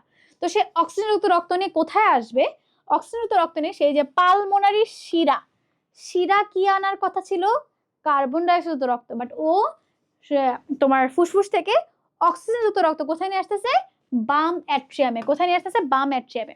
তো এই যে ফুসফুসীয় শিরার মাধ্যমে বাম অ্যাট্রিয়াম থেকে আসলো, এখন আশা করি তুমি ওই অ্যাট্রিয়ামের সিস্টল ডায়াস্টল কাহিনীটুকু বুঝছো। তারপরে সেটা এখানে আমার থাকে হচ্ছে বাইকাসপিড কপাটিকা, কি বাইকাসপিড কপাটিকা। তো আসলো, এসে ও সংকোচ, ও ফুলে গেল, এরপর সংকুচিত হয়ে রক্তটাকে এখানে দিয়ে দিল। তারপরে তোমার এই, আচ্ছা এখানে আমি একটা জিনিস আঁকি না, তোমার আমাকে কেউ আচ্ছা তোমরা তো লাইভ ক্লাসে নেই, সরি, লাইভ ক্লাস হলে এখন সবগুলো মিলে ধরতাম, ঠিক আছে। সো এখানে কি হইলো আমার, ও তোমার বাম ভেন্ট্রিকলে পাঠাই দিল, বাম ভেন্ট্রিকলের সাথে সংকুচিত হয়ে কি করতেছে সেটাকে আবার তোমার এই যে মহাধমনীর মধ্যে পাঠাই দিল। এই দেখেন মহাধমনী উপরে গেল, ঠিক আছে। এরপরে মহাধমনীর মাধ্যমে পুরা শরীরের মধ্যে আমার রক্ত চলে যাচ্ছে। তারপর দেখো আবার দেখো সার্কুলেশন কিভাবে, পুরো শরীরের মধ্যে রক্ত যায়, আবার কোষের মধ্যে রক্ত গেল, আবার কোষ তোমার কার্বন ডাইঅক্সাইড তৈরি করে, এগুলো আবার তোমার পাঠা দিচ্ছে, এভাবে করে পুরো সাইকেলটা মেনটেন হচ্ছে। তাহলে আশা করি তোমরা ফুসফুসের সাথে এই হার্টের সার্কুলেশনটা বুঝছো, এবং এখানে আমাদের কপাটিকাগুলো কাহিনী পড়ছো। এখানে তোমার বাম ভেন্ট্রিকল এবং তোমার হচ্ছে মহাধমনীর মাঝখানে একটা এই অর্ধচন্দ্রাকৃতিক কপাটিকা থাকে। তো আমরা কপাটিকাগুলো কোনটা কোনটা পাইলাম, ট্রাইকাসপিড কপাটিকা, বাইকাসপিড কপাটিকা, কিছু অর্ধচন্দ্রাকৃতিক কপাটিকা, ইনফিরিয়র ভেনা ক্যাভা আর ইয়ার মাধ্যমে ইউস্টেশন কপাটিকা। তাহলে তোমাদের এখানে আপু একসাথে তোমার কিভাবে সাইকেলগুলো হচ্ছে, সিস্টল ডায়াস্টল সবকিছু বুঝাইলাম, সাথে তোমার কপাটিকাগুলো বুঝাই দিলাম। এখন আসে আমাদের মায়োজেনিক কন্ট্রোল। মায়োজেনিক কন্ট্রোল কি, মায়ো ওয়ার্ডটা মানে মাসেল, ঠিক আছে। তাহলে আমার হার্টের এই যে আমাদের পাম্পিং হচ্ছে, এত কিছু হচ্ছে, এই সব কিছু কিন্তু আমাদের ব্রেইন কন্ট্রোল করতেছে না, হার্ট নিজে নিজে কন্ট্রোল করতেছে। মানে ধরো নর্মালি আমাদের কোনো একটা কাজ করার জন্য একটা ইম্পালসের প্রয়োজন, যে ইম্পালসটা প্রডিউস করে হচ্ছে ব্রেইন, কিন্তু হার্টটা নিজের কন্ট্রোলের মাধ্যমে এই ইম্পালসটা তৈরি করছে। কিভাবে তৈরি করতেছে, ওর মধ্যে কোনো একটা যন্ত্র আল্লাহ বসাই দিছে, যে যন্ত্রটা নিজে নিজে সিগন্যালটা তৈরি করতেছে, সেই যন্ত্রটার নাম হচ্ছে পেস মেকার। পেস মানে হচ্ছে গতি, মানে যেটা তোমার গতিটাকে নিয়ন্ত্রণ করে, গতিটাকে তৈরি করে দিচ্ছে, ঠিক আছে। তো আল্লাহ আমাদের এরকম হার্টের মধ্যে কিছু তোমার জাংশনাল টিস্যু তৈরি করেছে, যারা এই পেসটাকে তৈরি করে। তো এই পেসটা কিভাবে দেখো, এখানে অনেক কিছু এঁকে ফেলছি, তো এখান থেকে পড়ালে তোমার জন্য আমার মনে হয় ইজি হবে। তো দেখো কি হচ্ছে, আমার ঠিক সুপিরিয়র ভেনা কেভা এবং ডান অ্যাট্রিয়াম, এখানে ঢুকার এই মিটিং পয়েন্টের মধ্যে আমাদের থাকে হচ্ছে সাইনোঅ্যাট্রিয়াল নোড বা এসএ নোড। কি থাকে, সাইনোঅ্যাট্রিয়াল নোড বা এসএ নোড, এগুলো কিন্তু তোমার সিকিউর জন্য অনেক ইম্পর্টেন্ট, আমরা একসাথে পড়াই দিচ্ছি। তোমার জন্য তুমি এভাবে রিভাইজ করো, অনেক ইজি হয়ে যাবে। আমি আমার সময় হচ্ছে রিভাইজগুলো এভাবে করতাম, তাহলে আমার একটা টপিক পড়লে একসাথে 10টা পেজ পড়া হয়ে যেত। সো আমার জন্য এগুলো খুব ইজি ছিল আর কি। যাই হোক, সুপিরিয়র ভেনা কেভা এবং ডান অ্যাট্রিয়ামে এখানে তোমার কি থাকতেছে, সাইনোঅ্যাট্রিয়াল নোড থাকতেছে। এই সাইনোঅ্যাট্রিয়াল নোড একটা অ্যাকশন পটেনশিয়াল, আপনারা তো এখন অ্যাকশন পটেনশিয়াল বুঝেন আশা করি, ঠিক আছে, ফিজিক্স তো পড়তেছেন। অ্যাকশন পটেনশিয়াল সৃষ্টির মাধ্যমে সে একটা সিগন্যাল তৈরি করে, এই সিগন্যালটার মাধ্যমে আমার হার্টবিট, মানে এই যে আমার হার্টটা বিট করতেছে, এটা হৃদস্পন্দনটা শুরু হয়ে যায়, ঠিক আছে। তারপরে দেখেন এসএ নোডের এই যে আমি কর্নারি সাইনাসটা পড়ালাম না, এই কর্নারি সাইনাস এবং ডান একটু পিছনের দিকে থাকে হচ্ছে আমাদের এভি নোড। কি থাকে, এভি নোড, ঠিক আছে। তো এভি নোডও তোমার একটা পেস মেকার। ধরো কোনো কারণে কোনো একটা ডিজিজের মধ্যে স্টক অ্যাডাম সিনড্রোম আছে, এটা তোমাদের লেভেলে লাগবে না। ওখানে কি হয়, আমার এসএ নোডটা ঠিকমতো কাজ করতে পারছে, তোমার পুরো জন্মের শুরু থেকে মৃত্যুর আগ পর্যন্ত এসএ নোড কনস্ট্যান্টলি তোমার হচ্ছে সিগন্যাল প্রডিউস করে যাচ্ছে, ও ফ্যাটিকড হইতেই পারে। তখন কি হবে, তখন এই এভি নোড কাজের মধ্যে চলে আসবে। এভি নোড তখন, এভি নোডকে আমরা যেমন বলি রিজার্ভ পেস মেকার। কি বলি, রিজার্ভ পেস মেকার, ঠিক আছে। আচ্ছা, তো ও পরবর্তীতে কাজ করবে, যাই হোক সমস্যা নেই। তো আমার সিগন্যালটা মেইনলি সরাই কিভাবে, তো ধরো এই যে এসএ নোড থেকে সিগন্যাল আসলো এভি নোডের মধ্যে, কোথায় আসতেছে, এভি নোডের মধ্যে, ঠিক আছে। এখন এভি নোড থেকে কিছু বান্ডেল তৈরি হয়, বান্ডেল অফ হিজ, যেগুলোকে আমরা কি বলি, bundle of his, bundle of his. এগুলো তোমার ভেন্ট্রিকুলার প্রাচীর বরাবর ছড়ানো থাকে, ঠিক আছে। এই বান্ডল অফ হিজ দুইটা শাখা ভাগ হয়ে যায়, তোমার এটা বাম শাখা, এটা তোমার ডান শাখা, ঠিক আছে। এর থেকে আমরা কিছু শাখা প্রশাখা বের হয়, এই শাখা প্রশাখাগুলোর নাম হচ্ছে পার্কিনজি তন্তু। কি নাম, পার্কিনজি তন্তু, ঠিক আছে। সো এই শাখা প্রশাখাগুলো কি করবে, মেইনলি সবগুলো তোমার ভেন্ট্রিকুলার প্রাচীর থেকে ছড়ানো থাকবে। সো যেই সিগন্যালটা এখান থেকে তৈরি হয়ে এখানে ভেন্ট্রিকুলার মধ্যে ছড়ায় গেলে এর ফলে কি হচ্ছে, আমার সংকোচন প্রসারণ হচ্ছে। সো এটা হচ্ছে আমার হার্টের মায়োজেনিক কন্ট্রোল। তো মায়োজেনিক কন্ট্রোল আসলে আশা করি আপনি এসএ নোড, এভি নোড এভাবে করে লিখবেন। সো অনেক কিছু পড়ায় ফেললাম একসাথে, আশা করি আপনাদের ক্লিয়ার হয়েছে। যদি তাও ক্লিয়ার না হয় আপুকে নিচে কমেন্টের মধ্যে বলবেন, আপনাদের টেলিগ্রাম গ্রুপ আছে, ফেসবুক গ্রুপ আছে, সেখানে আমরা আরো সলভ করে দেওয়ার ট্রাই করবো ইনশাল্লাহ, ঠিক আছে। সো দেখো এখানে অনেক কিছু একসাথে পড়ায় ফেলছি, আপনারা এখন এগুলো নিজেরা পড়বেন, ঠিক আছে। এখন অনেক কিছু আমরা অনেকগুলো এখন পড়া শেষ আমাদের, আর আমরা চাইলে এগুলো সব স্কিপ করে দেখো তোমাকে এখানে সার্কুলেশনের পথ দেখাইছে। আমি আমার সময় এই ছবিটা আঁকতাম, ছবিটা আমার কাছে বেশি ইজি লাগতো, ছবিটা আঁকা অনেক সহজ, বাট আপনারা যে কোনো ছবি একটা আঁকলেই হইলো, ওকে। সো আমাদের এখান থেকে অনেকগুলো পড়া আছে, আমরা যারা একটু স্কিপ করতে পারবো। এই যে হৃৎপিণ্ডের কপাটিকা সময় কপাটিকা থেকে কিন্তু প্রশ্ন আসে, যে বাইস্কাস্পিক কপাটিকা, ট্রাইকাস্পিক কপাটিকা, অ্যাওর্টিক সেমিলোনা কপাটিকা। অ্যাওর্টিক সেমিলোনা মানে তোমার অর্ধচন্দ্রাকৃতি, তোমার এই যে বাম ভেন্ট্রিকল এবং অ্যাওর্টার মাঝখানে, ওই যে আমার অ্যাওর্টা উঠতেছিল সেখানে আমার কি থাকে, অ্যাওর্টিক সেমিলোনা। পালমোনারি সেমিলোনা কপাটিকা ডান ভেন্ট্রিকল পালমোনারি ধমনির মাঝখানে থাকে। থিবেসিয়ান বা করোনারি কপাটিকা, এটা মনে আপু একটু ভুল বলছিলাম, যাই হোক এই যে এখানে ওয়েট দেখা আসে তাহলে ক্লিয়ার হয়ে যাবে। এই যে সরি আমি বলছিলাম কই গেল, আচ্ছা এই যে এখানে আমি বলছিলাম এটা থিবেসিয়ান, এটা থিবেসিয়ান না, এটা মেইনলি আমাদের আরেকটা পালমোনারি কপাটিকা বলতে পারি আমরা, পালমোনারি কপাটিকা। আর এই যে এখানে থাকে হচ্ছে আমার থিবেসিয়ান কপাটিকা, কারণ এখানে তো তোমার করোনারি সাইনাস দিয়ে এখান থেকে রক্ত আসতেছে না, তো এটাকে বন্ধ করার জন্য আমি এখানে একটা থিবেসিয়ান কপাটিকা দিয়ে রাখি, ঠিক আছে? এটা একটু ঠিক করে নিবা। ওকে, ইউস্টেশন কপাটিকা পড়াইছে সবগুলো, এখানে মোটামুটি আমাদের পড়ানো হয়ে গেছে। আচ্ছা, এই যে হৃৎপিণ্ডের জাংশনাল টিস্যু, এগুলো পড়ার ডিটেলস আছে, ওগুলো আমরা পড়াই ফেলছি। হৃৎপিণ্ডের সংকোচন, রক্ত সংবহন, প্রতি মিনিটে 70 থেকে 80 বার পর্যন্ত আমার স্পন্দন হয়, গড়ে আমি বলতে পারি 75 বার।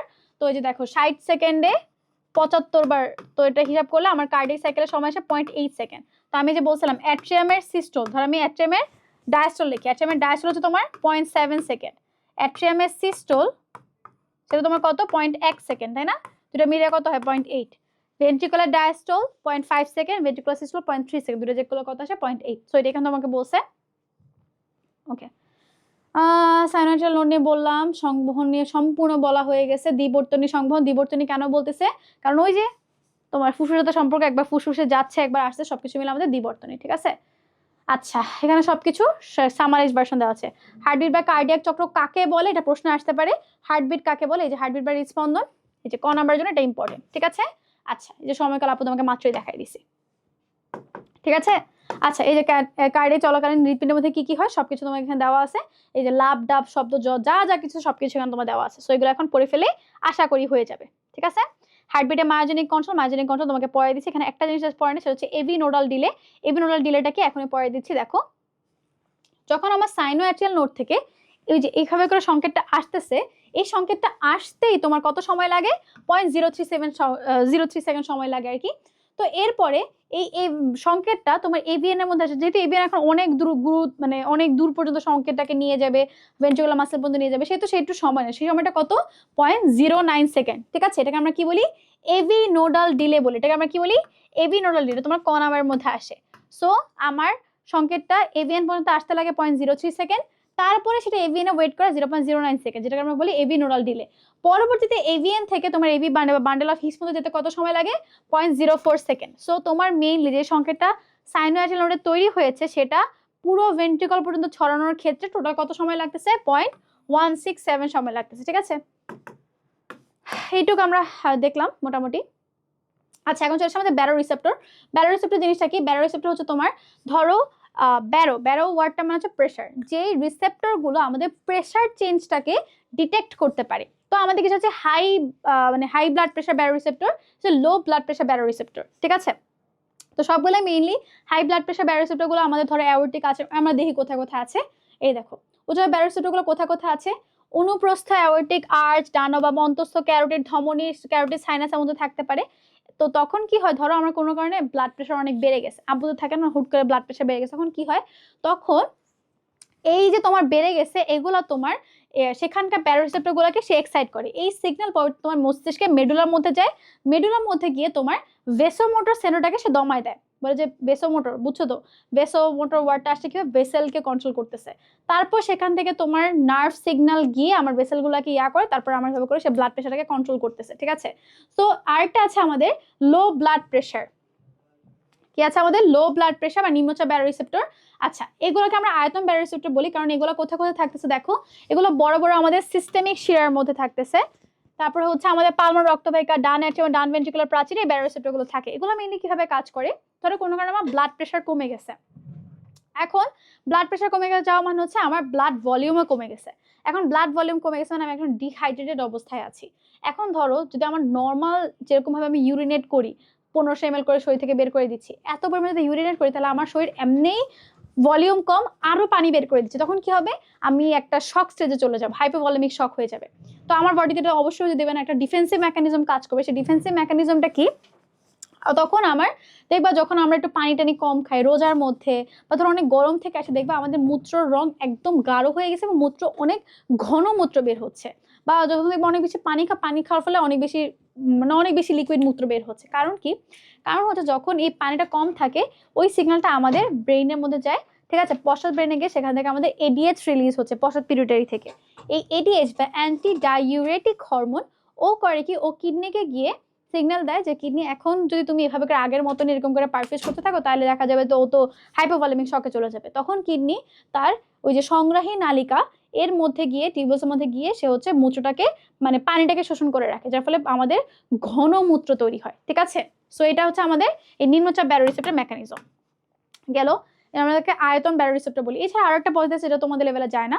রক্ত সংবহনতন্ত্রের মধ্যে আমরা বলতে পারি তাকে ব্রড হেডিং এ 4টা ভাগে ভাগ করতে পারি রক্ত সংবহনতন্ত্রকে। হচ্ছে আমাদের সিস্টেমিক, পালমোনারি, পোর্টাল এবং করোনারি। সিস্টেমিক মানে হচ্ছে যেটা আপনার ওই যে মহাধমনী থেকে পুরা বডিতে চলে যাচ্ছে, আবার পুরা বডি থেকে বিভিন্ন শিরার মাধ্যমে হার্টে চলে আসে, হচ্ছে আমার সিস্টেমিক সংবহন। পালমোনারি সংবহন কি? পালমোনারি সংবহন হচ্ছে এই দেখেন, আচ্ছা এই যে পালমোনারি সংবহন ডান ভেন্ট্রিকল থেকে আমাদের পালমোনারি ধমনী হয়ে ফুসফুসে গেল, ফুসফুস থেকে ফুসফুসের শিরা হয়ে বাম অ্যাট্রিয়াম বাম ভেন্ট্রিকলে আসলো, সেখান থেকে মহাধমনীতে আবার পুরো কোষের মধ্যে চলে গেল। এই যেভাবে আমাদের মেইনটেইন হচ্ছে সেটাকে আমরা বলি হচ্ছে আমাদের পালমোনারি সার্কুলেশন বা পালমোনারি সংবহন। পোর্টাল সংবহন কি? ধরো আমার এখানে স্প্লিন আছে, মানে আমাদের প্লিহা আছে, যকৃত আছে, পাকস্থলী আছে, এতগুলো অন্ত্র আছে।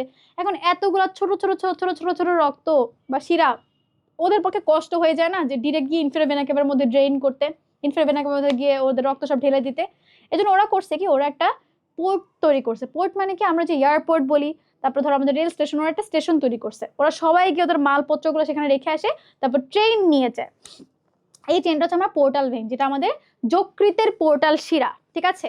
তো আমাদের প্রত্যেকটা সব অর্গান থেকে ওরা রক্তটাকে নিয়ে, কার্বনের রক্তটাকে নিয়ে যকৃতের পোর্টাল শিরার মধ্যে ঢেলে দেয়। এরপর পোর্টাল শিরা সেই রক্তগুলোকে কালেক্ট করে এনে আমরা ইনফেরাভেনা কেবের মধ্যে দিচ্ছে। সো এটাই হচ্ছে আমার ছোটখাটো মেকানিজম।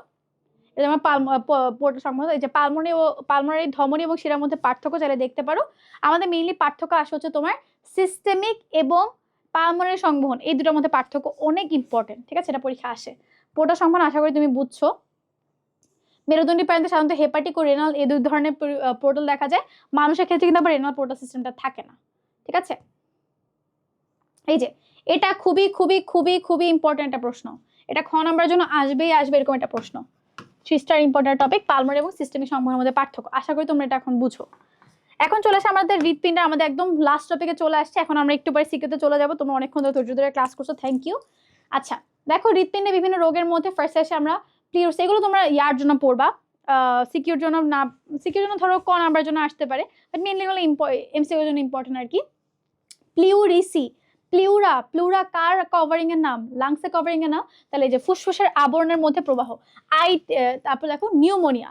নিউমোনিয়া আমরা জানি নিউমোনিয়া বাচ্চাদের ঠান্ডা রোগ বা ঠান্ডার কারণে হয়। তো যে ফুসফুসের জীবাণু সংক্রমণ, প্লুরা যন্ত্রণা, এগুলো হচ্ছে নিউমোনিয়া। পালমোনারি এম্বোলিজম, এম্বোলিজম ওয়ার্ডটা মানে হচ্ছে জমাট বাঁধা, কোন একটা জায়গার মধ্যে আমার রক্ত জমাট বেঁধে আছে। তো এই যে দেখো শ্রোণীদেশ মানে আমাদের কোমর এলাকা বা নিম্নাঙ্গের শিরা থেকে জমাট রক্ত ফুসফুসে প্রবেশ করলে সেখানে গিয়ে সে ফুসফুসের মধ্যে পালমোনারি ইনফার্কশন ওয়ার্ডটা মানে হচ্ছে কোনো কারণে আমার রক্ত, ধরো এটা আমার হাত, হ্যাঁ ধরো এটা আমার হাত, এখন আমার হাতে এখানে একটা কোনো কারণে আমার আর্টারি ছিঁড়ে বলে কিছু একটা হইলো, এখানে আমার রক্তটা জমাট বেঁধে আছে। এখন রক্তটা এখান থেকে যেতে পারতেছে না। তো রক্ত যেতে পারতেছে না, আমার এখানে যে কোষগুলো আছে ওগুলো তো রক্ত যেতে পারছে না, খাবার টাবার পাচ্ছে না। একটা পর্যায়ে অক্সিজেন ডেফিসিয়েন্সির কারণে এই কোষগুলো মরে যাবে, যেগুলো আমার নেক্রোসিস হওয়া, কোষের কি হওয়া? নেক্রোসিস হওয়া, ঠিক আছে। অ্যাপোপ্টোসিস হচ্ছে নেক্রোসিস হয়ে যাওয়া। তো যে নেক্রোসিসটা হয়ে গেল, এই জায়গাটার মধ্যে আমি বলবো আমার একটা ইনফার্কশন হয়েছে। আমি বলি না যে মায়োকার্ডিয়াল ইনফার্কশন, কেন বলি? কারণ ওখানে আমার এই ধরো রক্ত না যেতে যেতে এমন অবস্থা হয়েছে যে ওই জায়গাটা পুরোপুরি পচে গেছে, সব কোষ মরে গেছে, এই জন্য আমরা বলি মায়োকার্ডিয়াল ইনফার্কশন, ঠিক আছে। যাই হোক, তো এই যে পালমোনারি ইনফার্কশন হয়ে যেতে পারে। কোস্টোকন্ড্রাইটিস কোথায় আছে? কোস্ট মানে হচ্ছে তোমার এই যে আমাদের রিবস গুলা, পোষকগুলোকে বুঝাচ্ছে, আমরা কোস্টাল কার্টিলেজ বুঝাই আর কি, ঠিক আছে। আচ্ছা, আর কন্ড্রাইটিস মানে তরুণাস্থি। তাহলে দেখো এই যে পশুকা সম্বন্ধে তরুণাস্থি সংযোগস্থলে ব্যথা হয়। আচ্ছা, পশুকার ভাঙন গেল, স্নায়ুতে চাপ পড়ে, মাঝে মাঝে দেখা যায় যে ধরো তুমি ঘুম থেকে মানে এরকম করে ঘুমাইছো, উঠার পর দেখছো এখানে খুবই ব্যথা করতেছে, মানে তুমি অন্য কিছু নাড়াতে পারছো না, কারণ এখানে আমাদের নার্ভ রুট গুলো আছে, তার উপর তোমার কম্প্রেশন পড়ে গেছে। যাই হোক, তোমার পিত্ত পাথর হতে পারে, গলস্টোন হতে পারে, দুশ্চিন্তা, আমাদের এই টেনশনের কারণে, অ্যাংজাইটির কারণে অনেক সময় সমস্যা হয়। আচ্ছা, কার্ডিওভাস্কুলার রোগগুলো, এখানে কয়টা কার্ডিওভাস্কুলার রোগ দেওয়া আছে দেখো। কার্ডিওমেগালি, মেগা মানে কি বড় হয়ে যাচ্ছে, তাহলে তোমার হার্ট বড় হয়ে যাচ্ছে। ভালভুলার হার্ট ডিজিজ, আমরা কপাটিকাগুলার ইংলিশ নাম হচ্ছে ভালভ বলি, ঠিক আছে। যে আমরা বলি ট্রাইকাসপিড ভালভ, তোমার হচ্ছে মাইট্রাল ভালভ বা বাইকাসপিড ভালভ, তারপর থিবেশিয়ান ভালভ, তারপর হচ্ছে তোমার ইউস্টেশিয়ান ভালভ, এভাবে বলি। তো তাহলে দেখো এইগুলো হচ্ছে আমার এক বা একাধিক হৃদকপাটিকা অকার্যকর হয়ে যায়। কনজেনিটাল হার্ট ডিজিজ, কনজেনিটাল মানে হচ্ছে জন্মগতভাবে যদি তার হৃদপিণ্ডে কোনো সমস্যা থাকে, ঠিক আছে। তারপর দেখো পেরিকার্ডাইটিস, আমার যদি হৃদপিণ্ডের কভারিং এর মধ্যে কোনো ধরনের কোনো প্রদাহ থাকে। কার্ডিওমায়োপ্যাথি, মায়ো মানে মাসেল, তাহলে কার্ডিয়াক মাসেলের মধ্যে যদি কোনো হৃদপেশির মধ্যে কোনো রোগ টোগ থাকে, ঠিক আছে। আচ্ছা, এছাড়া রিউম্যাটিক রোগ, আমাদের ধরো ওই যে বাত জ্বর থাকলে রিউম্যাটিক ডিজিজের কারণে আমাদের এরকম রোগ হতে পারে, ঠিক আছে। কার কারণে হয়? স্ট্রেপ্টোককাস ব্যাকটেরিয়া দ্বারা আমাদের রিউম্যাটিক ফিভারটা হয়। আচ্ছা, করোনারি হৃদরোগের আরেকটা নাম কি? Ischaemia, angina, heart attack, heart failure, coronary ধমনী অস্বাভাবিকতার কারণে সৃষ্ট করোনারি হৃদরোগগুলা। আচ্ছা, অ্যাথেরোস্ক্লেরোসিস, অ্যাথেরোস্ক্লেরোসিস মানে কি? অ্যাথেরোস্ক্লেরোসিস মানে হচ্ছে যখন তোমার ধমনীটা ছিল এরকম, সে চিকন হয়ে এরকম হয়ে গেছে, ঠিক আছে। তো এই যে সেটাকে ধমনী গর্ভ সৌরজাগরণ আমরা কি বলি? অ্যাথেরোস্ক্লেরোসিস বলি, ঠিক আছে। মানে মেইনলি অ্যাথেরোস্ক্লেরোসিস বলতে এটা বোঝায় না, বাট তুমি যদি সংজ্ঞা লিখো সংজ্ঞার মধ্যে এটা অ্যাড করাটা ভালো। ধমনী সরু হয়ে যায়, কেন সরু হয়ে যায়? কারণ আপনার এখানে রক্ত চলাচল ঠিক মতো হচ্ছে না, ঠিক আছে। কোনো একটা চর্বি বা কিছু একটা জমাট বেঁধে রক্ত চলাচলকে বন্ধ করে রাখছে, ঠিক আছে। তো এই যে প্লাক, এই যে কোলেস্টেরল আঁশযুক্ত হয়ে শক্ত হয়ে সেখানে প্লাক তৈরি করে। আপনি এত বেশি চর্বি টর্বি খাইছেন যে একদম তেলটা সব জমাট বেঁধে রক্তবাহিকার মধ্যে, সো এরপর রক্ত চলাচল করতে পারে, সেটাকে আমি বলি আর্টেরিওস্ক্লেরোসিস বা অ্যাথেরোস্ক্লেরোসিস বলি। আচ্ছা দেখো, অ্যানজাইনাটা গুরুত্বপূর্ণ, আপনাদের এগুলো সিকিউর মধ্যে আসে। রোগ শোক, প্রত্যেকটা রোগ যেই চ্যাপ্টারে পড়েন না কেন, এগুলো আপনার সিকিউর জন্য অনেক অনেক অনেক ইম্পর্টেন্ট। রোগের ক্ষেত্রে ফার্স্টে কি পড়তে হবে? রোগের সিমটমগুলা। তোমার কাছে যখন একটা পেশেন্ট আসবে, তুমি তার কি সিমটম দেখে বুঝবে তার এই রোগগুলো হয়েছে। তারপরে আসে এই রোগের ট্রিটমেন্টে তুমি কি কি করবা। তারপর আসে ট্রিটমেন্ট পরের কথা, তোমার যদি রোগটা না হয় তুমি সেক্ষেত্রে কি প্রিভেনশন নিবা, সেগুলো আমাদের জানতে হবে। প্রতিকার প্রতিরোধ এগুলো সব জানতে হবে। দেখো, অ্যানজাইনার সংজ্ঞা খুবই খুবই ইম্পর্টেন্ট, কয়ের জন্য পরীক্ষা একদম ইনভ্যারিয়েবল আসে। অ্যানজাইনা কি? অ্যানজাইনা কাকে বলে? হৃদপেশি বা আমার কার্ডিয়াক মাসে যখন পর্যাপ্ত পরিমাণ অক্সিজেন পায় না, তখন বুক, তোমার মনে হচ্ছে কোনো কারণে আমি তোমাকে অক্সিজেন কমাটি রুমের মধ্যে বন্দি করে রাখছি, তখন তোমার হৃদপিণ্ড ঠিকমতো অক্সিজেন পাচ্ছে না, তখন তোমার মধ্যে উফ, নিঃশ্বাস নিতে পারতেছে না, দম বন্ধ লাগতেছে, এই যে বুক ব্যথা করা শুরু করবে, এই যে মারাত্মক অস্বস্তি অনুভূতি, তখন সেই ধরনের বলে আমরা অ্যানজাইনা বা অ্যানজাইনা পেক্টোরিস। এটা আমার পেক্টোরাল রিজিয়ন, বুকের রিজিয়ন আমার পেক্টোরাল রিজিয়ন, আমরা বলি অ্যানজাইনা পেক্টোরিস, ঠিক আছে। আচ্ছা, এই অ্যানজাইনাকে সাধারণত হার্ট অ্যাটাকের পূর্ব লক্ষণ বলা হয়। অনেক সময় এমন হতে তোমার খাবার দাবারে কোনো বদহজম হয়েছে, তখন তোমার অ্যানজাইনা ফিল হতে পারে। অ্যানজাইনা 3 টাইপের: সুস্থিত, স্থির বা স্টেবল অ্যানজাইনা, আনস্টেবল অ্যানজাইনা আর প্রিন্সিপাল অ্যানজাইনা। আনস্টেবল মানে আমাদের স্টেবল অ্যানজাইনাটা ভালো, আনস্টেবলটা খারাপ। আনস্টেবলটা একদম তুমি ঘুমায় আছো, ঘুমের মধ্যে তোমার বুক ব্যথা শুরু হতে পারে। এই আনস্টেবল অ্যানজাইনাটাকে মেইনলি আমরা হার্ট অ্যাটাকের পূর্ব লক্ষণ বলি আর কি, ঠিক আছে। আচ্ছা, ধরো অ্যানজাইনার কারণ কি? অ্যানজাইনার কারণ হচ্ছে পরিমিত পরিমাণ অক্সিজেন না পাওয়া। ধরো আমাদের ব্রেইনের মধ্যে কিন্তু কোনো অবাধ শ্বসন হয় না, কোনো কারণে আমাদের ক্যারোটিড ধমনীগুলো বা ব্রেইনে যে আর্টারিগুলো সাপ্লাই দেয়, সেগুলোর মধ্যে যদি কোনো কারণে তুমি আটকায় পড়ো, তখন কিন্তু তোমার ব্রেইনকে চালানোর মতো কেউ নাই। কিন্তু ধরো আমার হার্টের কোনো একটা আর্টারির মধ্যে ধরো আমার সবাত শ্বসন হচ্ছে না। সবাত শ্বসন মানে কি? অক্সিজেন নাই, অক্সিজেন না থাকার কারণে আমার অক্সিজেনের উপস্থিত শ্বসনটা হতে পারছে না। তখন কি করবে? হার্টটাকে পাম্প করানোর জন্য আমার বডি অবাধ শ্বসন করবে। অবাধ শ্বসন মানে কি? অক্সিজেন ছাড়া সে শ্বসন করার ট্রাই করবে, যাতে একটু পরিমাণ এনার্জি পায়, ও যদি একটু পাম্প করতে পারে, কারণ আমার হার্ট পাম্পে কিন্তু শক্তি লাগবে। তো অবাধ শ্বসনের ফলে আমরা জানি একটা বাই প্রোডাক্ট তৈরি। বাই প্রোডাক্টটা কি? Lactic acid. কি তৈরি হয়? Lactic acid. তো আমার এমনি অক্সিজেন নাই, আমি তোমাকে একটা বদ্ধ রুমের মধ্যে রেখে দিছি, এখন অবাধ শ্বসনের মধ্যে শরীর একটু চেষ্টা করছে, একটু দুটা হলে এটিপি যাতে তৈরি হয়, একটু কষ্ট করে ওকে আমি চালাইতে পারি। তো এর ফলে তোমার তৈরি হচ্ছে ল্যাকটিক অ্যাসিড। এই ল্যাকটিক অ্যাসিড পরবর্তীতে আবার জমা হচ্ছে রক্তবাহিকাগুলোর মধ্যে। ল্যাকটিক অ্যাসিড জমা হয়ে হয়ে হয়ে হয়ে সে আরো রক্ত চলাচলটাকে বাধাগ্রস্ত করে দিচ্ছে, ঠিক আছে। সো এই যে কারণে বুকে ব্যথা সৃষ্টি হয়, এটা হচ্ছে মেইনলি অ্যানজাইনার রিজন বলি আমরা। আচ্ছা, তো অ্যানজাইনার ক্ষেত্রে কি হয় দেখো, আমাদের এই যে স্টারনামের পিছনে ব্যথা হওয়া শুরু করে, ব্যথাটা 5 থেকে 30 মিনিট থাকে।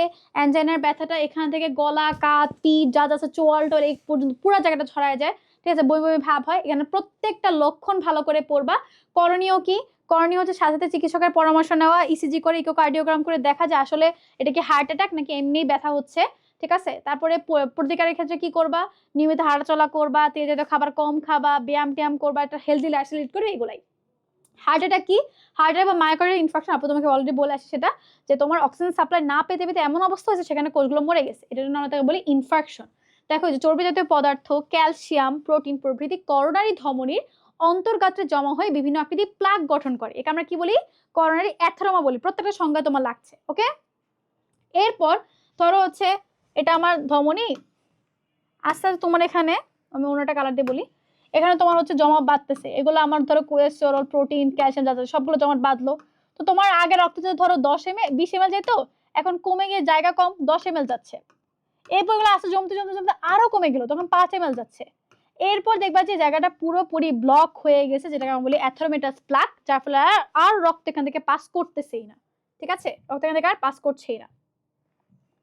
আচ্ছা, তো দেখো এই যে একটা পর্যায়ে তোমার হৃদপেশি ধ্বংস হয় বা মরে যায়, একটা পর্যায়ে হৃদপেশি ধ্বংস হয় বা মরে যায়, মারাত্মক পরিস্থিতি তাকে আমরা বলি হার্ট অ্যাটাক বা তোমার মায়োকার্ডিয়াল ইনফার্কশন। ঠিক আছে, ইনফার্কশন হচ্ছে তোমার টিস্যুর মৃত্যু। হার্ট অ্যাটাকের লক্ষণ প্রত্যেকটা একদম পয়েন্ট আকার করে দেওয়া আছে, প্রত্যেকটা লক্ষণ খুব ইম্পর্টেন্ট। বুকে ব্যথা হবে, ঊর্ধ্বাঙ্গের অন্যান্য অংশে তোমার দেখা যাবে যে মানে পিঠে ব্যথা করতেছে, বাহু, ওই যে হাতের মধ্যে হাত নাড়িতে পারছো না, কেমন জানি ব্যথা করতেছে।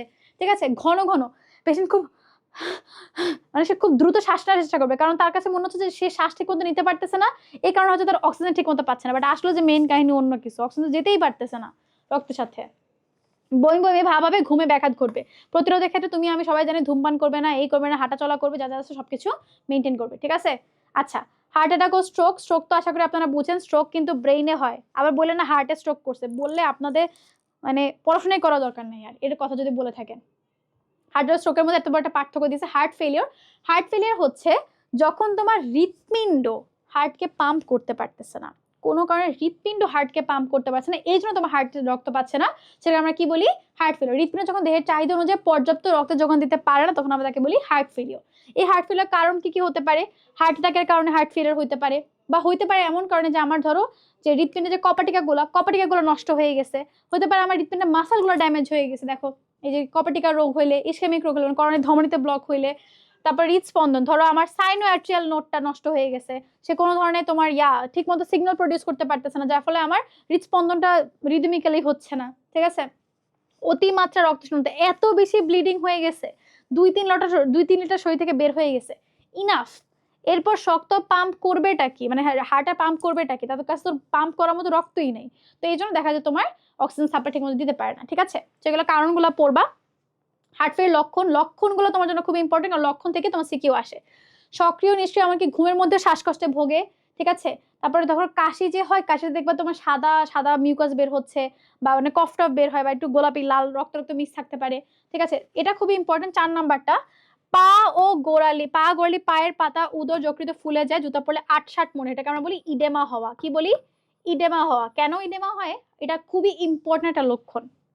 দেখবা আমাদের দাদি বা আশেপাশে মানুষ দেখবা পায়ের মধ্যে পানি চলে আসছে, তো পায়ের মধ্যে পানি কেন আসতেছে? তার কিন্তু হার্ট ফেলিয়ার হওয়ার একটা ভালো সম্ভাবনা আছে, কারণ তার হার্ট পাম্প করতে পারতেছে না। হার্ট পাম্প না করার কারণে এক্সট্রা পানি, এই যে আমাদের ভলিউমগুলা, সেগুলা তোমার হচ্ছে এই হাতে পায়ে যেখানে পেরিফেরাল অর্গানগুলোতে জমাট বাঁধতেছে, কারণ হার্টটা পাম্প করতে পারতেছে না।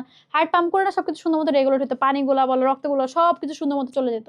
বা যেহেতু হার্ট পাম্প করতে পারছে, সেহেতু এগুলা এইসব অঙ্গের মধ্যে জমা পড়ে যায়। সো যা কারো পায়ের মধ্যে যদি পানি টানি আসতে দেখি, তাকে কিন্তু ডক্টরের কাছে যেতে বলবো। ঠিক আছে, তো এটা খুব ইম্পর্টেন্ট একটা পয়েন্ট।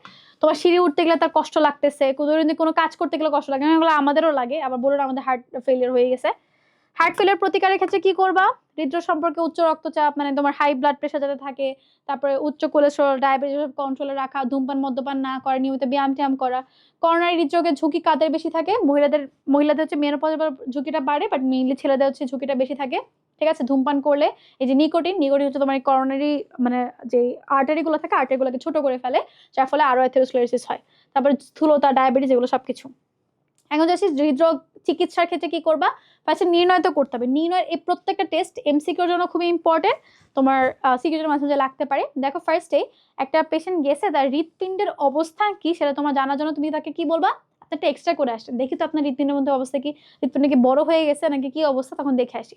তো যারা আমরা যখন রেডিওলজি পড়ি, তখন আমাদেরকে দেখা যায় দেখো হৃৎপিণ্ড এই অবস্থানে থাকার কথা, ওইদিকে সরে আসছে, মানে একটু বড় হয়ে গেছে, এরকম বোঝা যায়।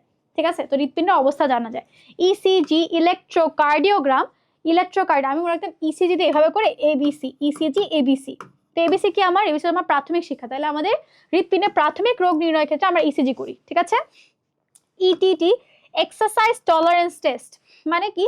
আমি এক্সারসাইজ করার সময়, নর্মালি এক্সারসাইজ করার সময় কি হয়, আমি অনেক হাঁপাচ্ছি, হাঁপানোর ফলে আমার মানে যেহেতু আমি অনেক কাজ করতেছি, আমার কোষগুলো মেটাবলিজম বেড়ে যায়। মেটাবলিজম বাড়ার ফলে আমার অক্সিজেন ডিমান্ড বেড়ে যায়। তুমি দেখবে ব্যায়াম ট্যায়াম করে আসার পর আমাদের কিন্তু ব্লাড প্রেশার বেড়ে যায়, আমাদের রক্ত সঞ্চালন বেড়ে যায়, কারণ আমাদের কোষে মেটাবলিজম বাড়তেছে, ঠিক আছে? তো এই ইডিটি করার মাধ্যমে আমি হৃৎপিণ্ডের অবস্থান বা কার্যক্ষমতা দেখবে যে ও কি আসলে ঠিকমতো পাম্প করতেছে। পাম্প করলে তো আমার এখন যে দৌড়াইলো, দৌড়ানোর পর তো ওর তো বেড়ে যাওয়ার কথা হাই ব্লাড প্রেশার। এটা আমরা দেখবো।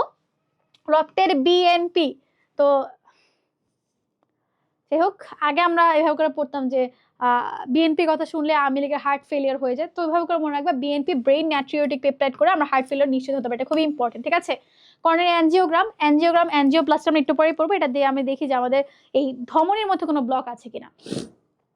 পেশির অবস্থা, পেশি আমরা একটু বারবার করে বলছি, মায়ো দিয়ে মনে রাখি। তাহলে এম দিয়ে মায়ো, এম দিয়ে তোমার এমআরআই। তাহলে ম্যাগনেটিক রেজোনেন্স ইমেজিং বা এমআরআই এর মাধ্যমে আমরা কি করি? পেশির অবস্থা দেখি, ঠিক আছে? হার্ট অ্যাটাক হলে কি পরীক্ষা করি? ট্রপোনিন 1, খুব ইম্পর্টেন্ট। হার্ট ফেলিয়ারের জন্য করতেছি কি করতেছি? বিএনপি, ঠিক আছে? হার্ট অ্যাটাকের জন্য কি করতেছি? ট্রপোনিন 1।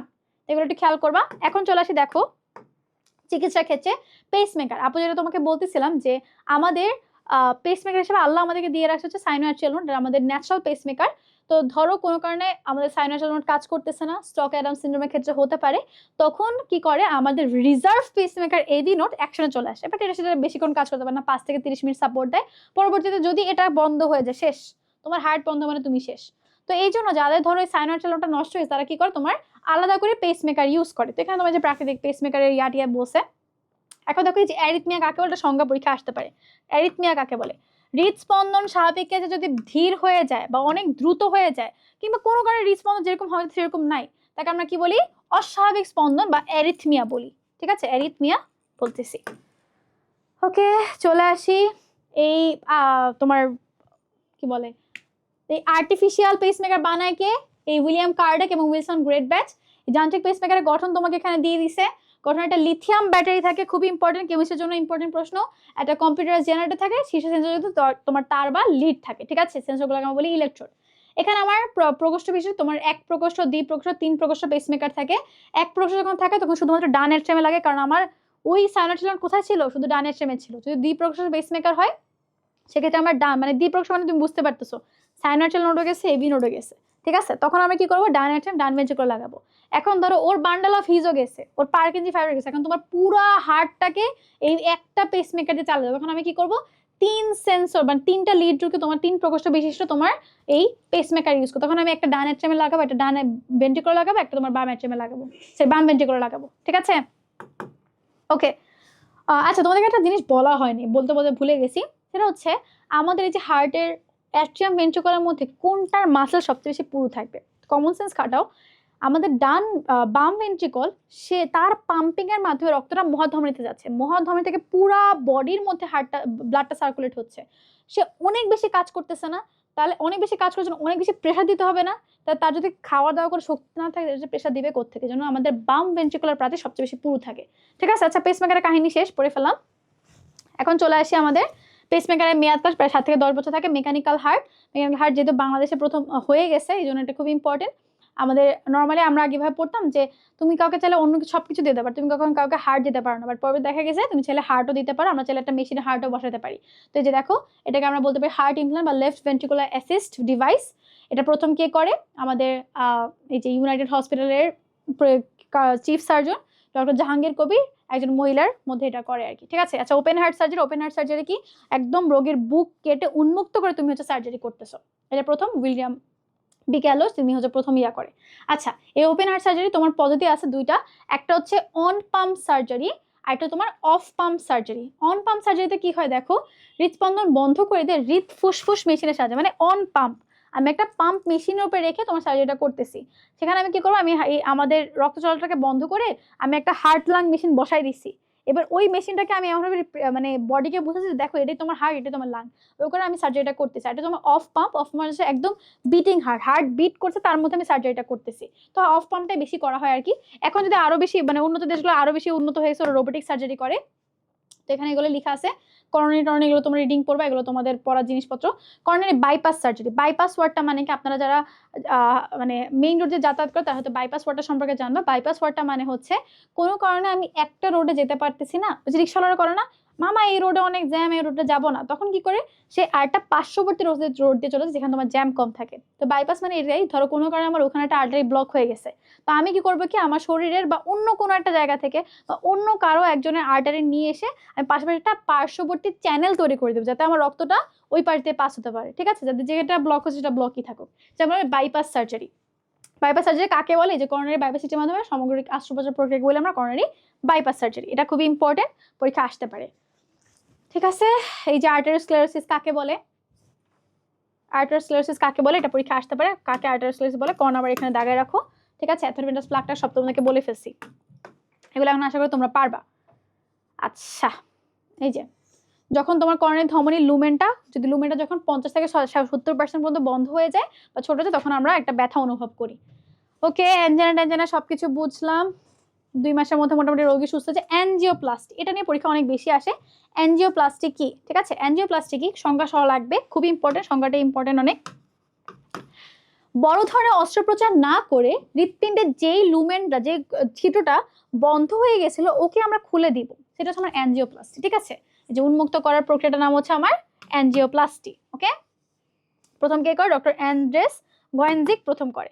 তো অ্যাঞ্জিওপ্লাস্টিটা প্রকারভেদ দেওয়া আছে, দেখো প্রকারভেদে ফার্স্ট আমরা পাচ্ছি বেলুন অ্যাঞ্জিওপ্লাস্টি। এখানে আমি কি করব, একটা মানে একটা বেলুনকে ধরো এরকম করে নিয়ে, মানে ফুল মানে একদম চুপসানো অবস্থাটাকে ভিতরে পাঠাইলাম, আর্টারির ভিতরে ঢুকাইলাম, এবার ঢুকানোর পরে আমি কিছু বাইরে থেকে ওকে ফুলাইছি, ফুলানোর ফলে দেখো ধরো আমার বেলুনটা এভাবে করে ঢুকছে, এরকম বড় হয়ে গেছে, তখন সে কি করছে, ধাক্কা দিয়ে তোমার হচ্ছে কোলেস্ট্রলকে সরাই ফেলবে, এর ফলে আমি বেলুন অ্যাঞ্জিওপ্লাস্টি করতে পারি। লেজার অ্যাঞ্জিওপ্লাস্টি কি, আমি একটা লেজার দিয়ে ভিতরে চর্বিগুলোকে সব টার্গেট করে চর্বিগুলো সব কেটে ফেলছি।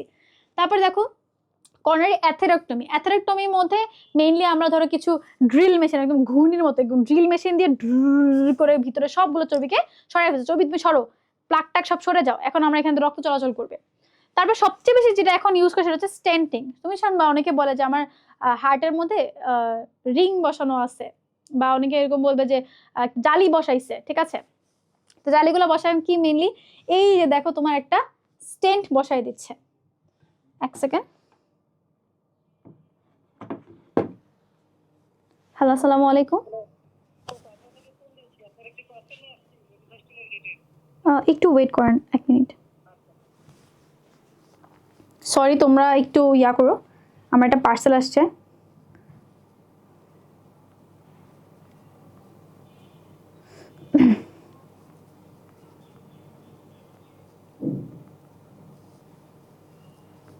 আচ্ছা, তো তাহলে দেখো এরপর আমরা কি করছি, আমরা স্টেন্টিং করছি, স্টেন্টিং এর মাধ্যমে মনে হচ্ছে আমরা একটা এই ওইটা না চলে আসছে, একটু নিচে গিয়ে নিয়ে আস। পার্সেল হবে 4370 এরকম কোনো কিছু একটা। হ্যাঁ হ্যাঁ হ্যাঁ, ওকে রে, I am sorry, class pause করা যাচ্ছিল না, নাহলে আপু পজ করে দিতাম। আচ্ছা যাই হোক, তো কর্নার স্টেন্টিংয়ের মাধ্যমে কি করছিলাম, আমি এরকম একটা চুপসানো একটা কিছু পাঠাইলাম, বাইরে থেকে আমি এটাকে ফুলাই দিয়ে স্টেনটা দেখো একদম ফুলানো ফলে স্টেনটা একদম ঠাম করে বসে গেছে। তো স্টেনটা বসার মানে কি হচ্ছে, আমি গাছগুলোকে এরকম চাপায় রাখছি না, আমি তোকে এভাবে কাছে আসতে দেবো, কাছে আসলে তো আমার রক্ত চলাচল বা ইয়া হবে না, দেখো আমি এখানে একদম জোর করে আটকায় রাখছি, যার ফলে আমার এখন রক্তটা ইজিলি এখান থেকে পাস করতে পারবে। সো অ্যাঞ্জিওপ্লাস্টিটা আমাদের খুবই গুরুত্বপূর্ণ। ওকে, আচ্ছা, অ্যাঞ্জিওপ্লাস্টির প্রক্রিয়া সবকিছু, যে অ্যাঞ্জিওগ্রাম করে আমি আগে ইয়া করি যে এখানে আসলে একটা ব্লক আছে, এটাকে আমার খুলতে হবে।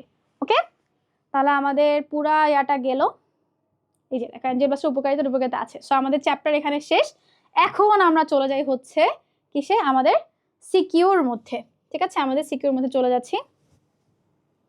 আচ্ছা দেখো কি হলো,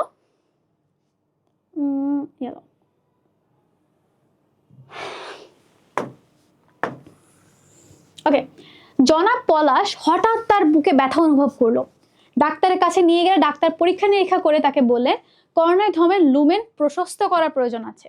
প্রশস্ত করতে বলছে, কিন্তু তোমাকে কিন্তু বলে না যে তুমি আরেকটা চ্যানেল তৈরি করো, তুমি এখানে বুঝতে পারছো এখানে কি করতে বলছে, এখানে তোমার অ্যাঞ্জিওপ্লাস্টি করতে বলছে। এটার আগে কি আর ছিল, এখন তো আমাদের এটা লাগতেছে না, না এটার আগে ছিল না, আমরা এটা গত ক্লাসে পড়ছি। সো দেখো ফার্স্টে সামার সল্টিং চলন কি, এগুলো তোমার হাইড্রার পড়াশোনা, তুমি হাইড্রা থেকে পড়বে, এটা আমাদের এখানে না। পোর্টা সংবাদযন্ত্র কি একটু আগে বুঝে আসছে, এখন আশা করি আপনারা একটু লিখতে পারেন পোর্টা সংবাদযন্ত্র কি।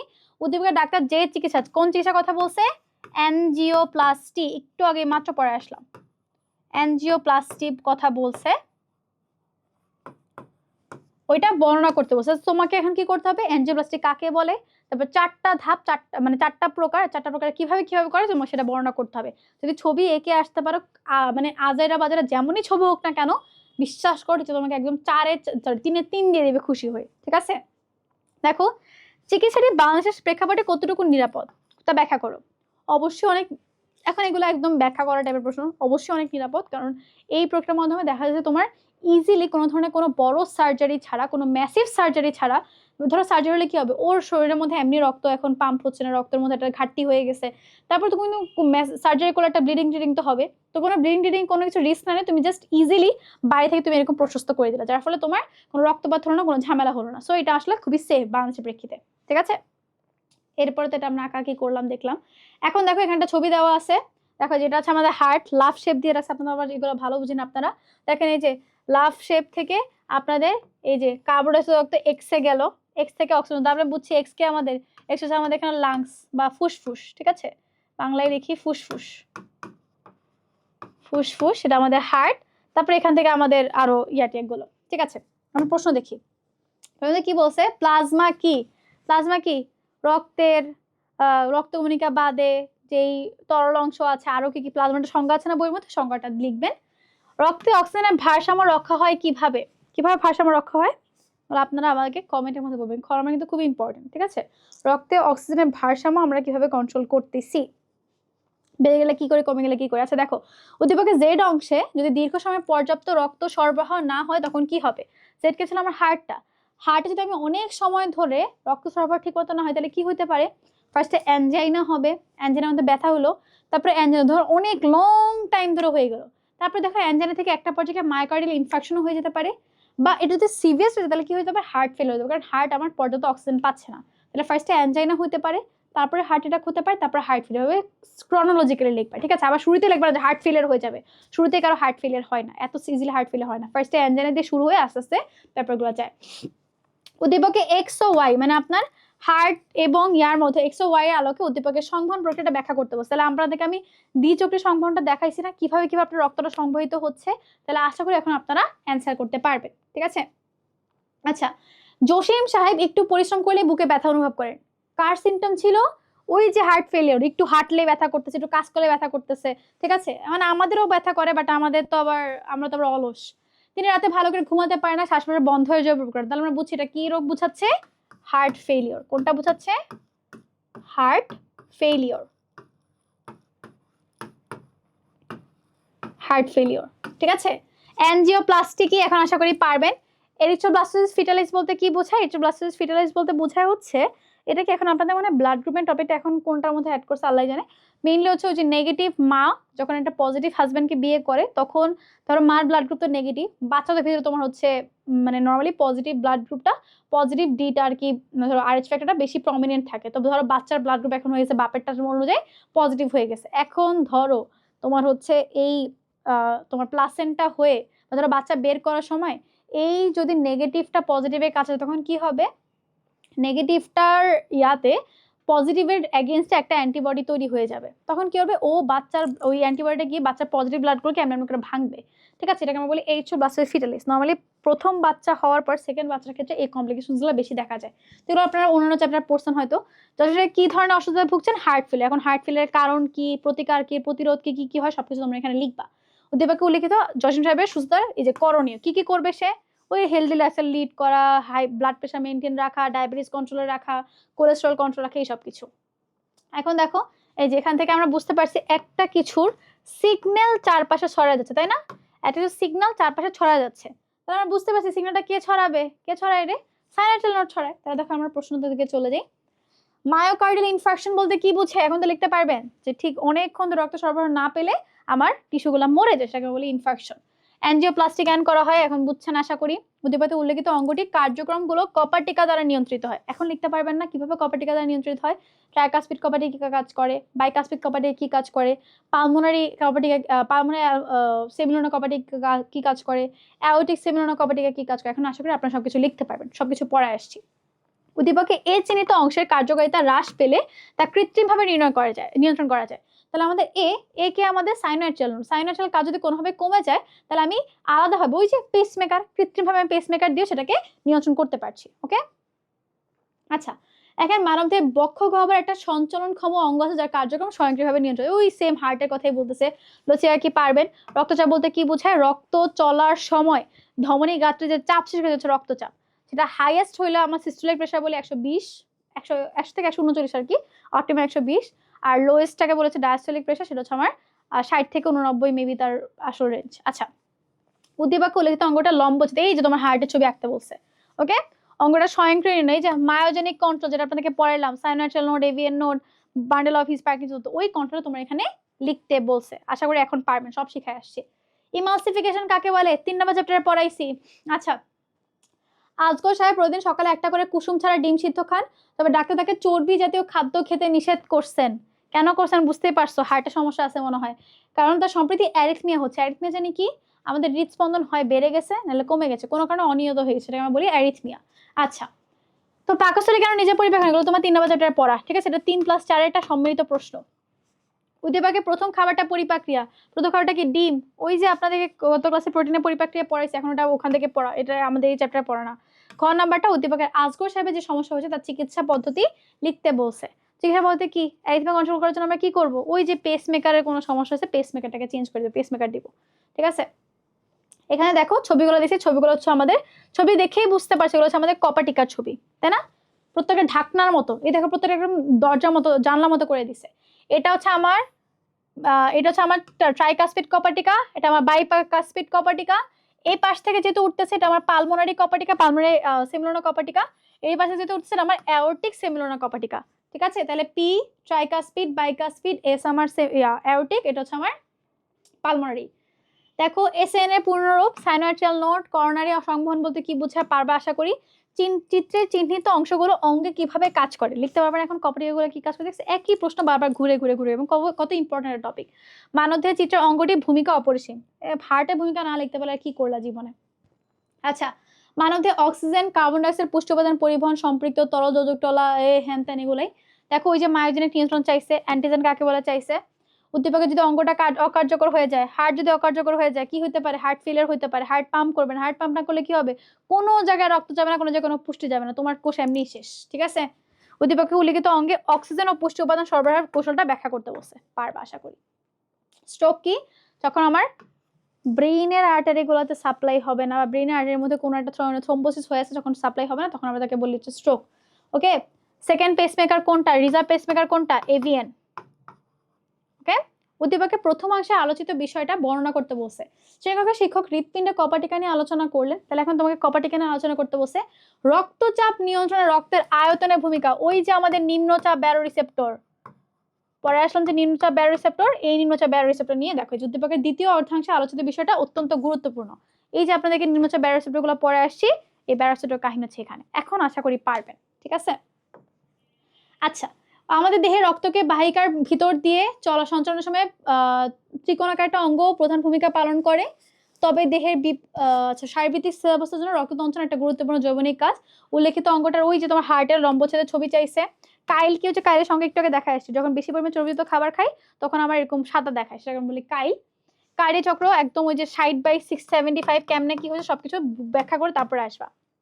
আচ্ছা, উদ্দীপকে উল্লেখিত গুরুত্বপূর্ণ জৈবনিক কাজটা কি স্বাভাবিক অবস্থায় দেহে ঘটে? মানে স্বাভাবিক অবস্থা রক্ততঞ্চন। রক্ততঞ্চন কি তোমার স্বাভাবিক অবস্থা দেহের মধ্যে ঘটবে? ঘটলে তো কি হয়ে যাবে? ওই যে থ্রম্বোসিস হয়ে যাবে, ঠিক আছে? ওকে, আচ্ছা আচ্ছা, এরপরে দেখো আমাদের এখানে শ্বেত রক্তকণিকার ছবি দেওয়া আছে। ওকে, গেলাম আমরা। দেখো এই যে শ্বেত রক্তকণিকা, যে চিনতে পারছো শ্বেত রক্তকণিকা দুইটা ভাগ দেওয়া আছে, একটার মধ্যে দেখো অনেক দানা দানা দানা দানা আছে, একটা তোমার দানা ছাড়া আছে। ওকে, আচ্ছা, এখন দেখে ফিটিলাইস আবার আসছে, মায়োজেনিক কন্ট্রোল পারবো। উদ্দীপকে উল্লিখিত এ কোনটা ছিল? এ হচ্ছে তোমার যেটার মধ্যে দানা দানা দানা দানা আছে, ঠিক আছে? আর বি হচ্ছে তোমার যেখানে কোনো দানা নাই। ওকে, এ উদ্দীপকে উল্লিখিত এ ধরনের কণিকার গঠনগত ও কার্যগত ভিন্নতা। তাহলে তোমার মানে এ ধরনের কণিকা মানে তোমার হচ্ছে এই যে তোমার দানাদার গুলা, এগুলো দেখতে কেমন, গঠনগত, ওর কয়টা খণ্ডে ভাগ করা আছে, তারপরে ধরো ওর মধ্যে নিউক্লিয়াসে কয়টা খণ্ডে, সবকিছু মিলাই টিলাই লিখবা। আর হচ্ছে ওর কাজ কি করে, কাজগুলো তোমার সব লিখবা, আজকে তোমাদের সব পড়ানো আছে। দেহের প্রতিরক্ষায় তোমার বি, প্রতিরক্ষায় ওই যে অ্যান্টিবডি গঠন করে লিম্ফোসাইটের ব্যাপারগুলো সবগুলো তোমার হচ্ছে ঘ নাম্বারের ক্ষেত্রে লিখবা। So that's all for today. I hope তোমরা আজকের ক্লাসটা বুঝছো এন্ড কিভাবে কি অ্যান্সার করে বুঝছো। তাও যদি কোনো ধরনের কোনো হেল্প লাগে আমাদেরকে গ্রুপের মধ্যে বলবা। Thank you everyone for watching. আসসালামু আলাইকুম।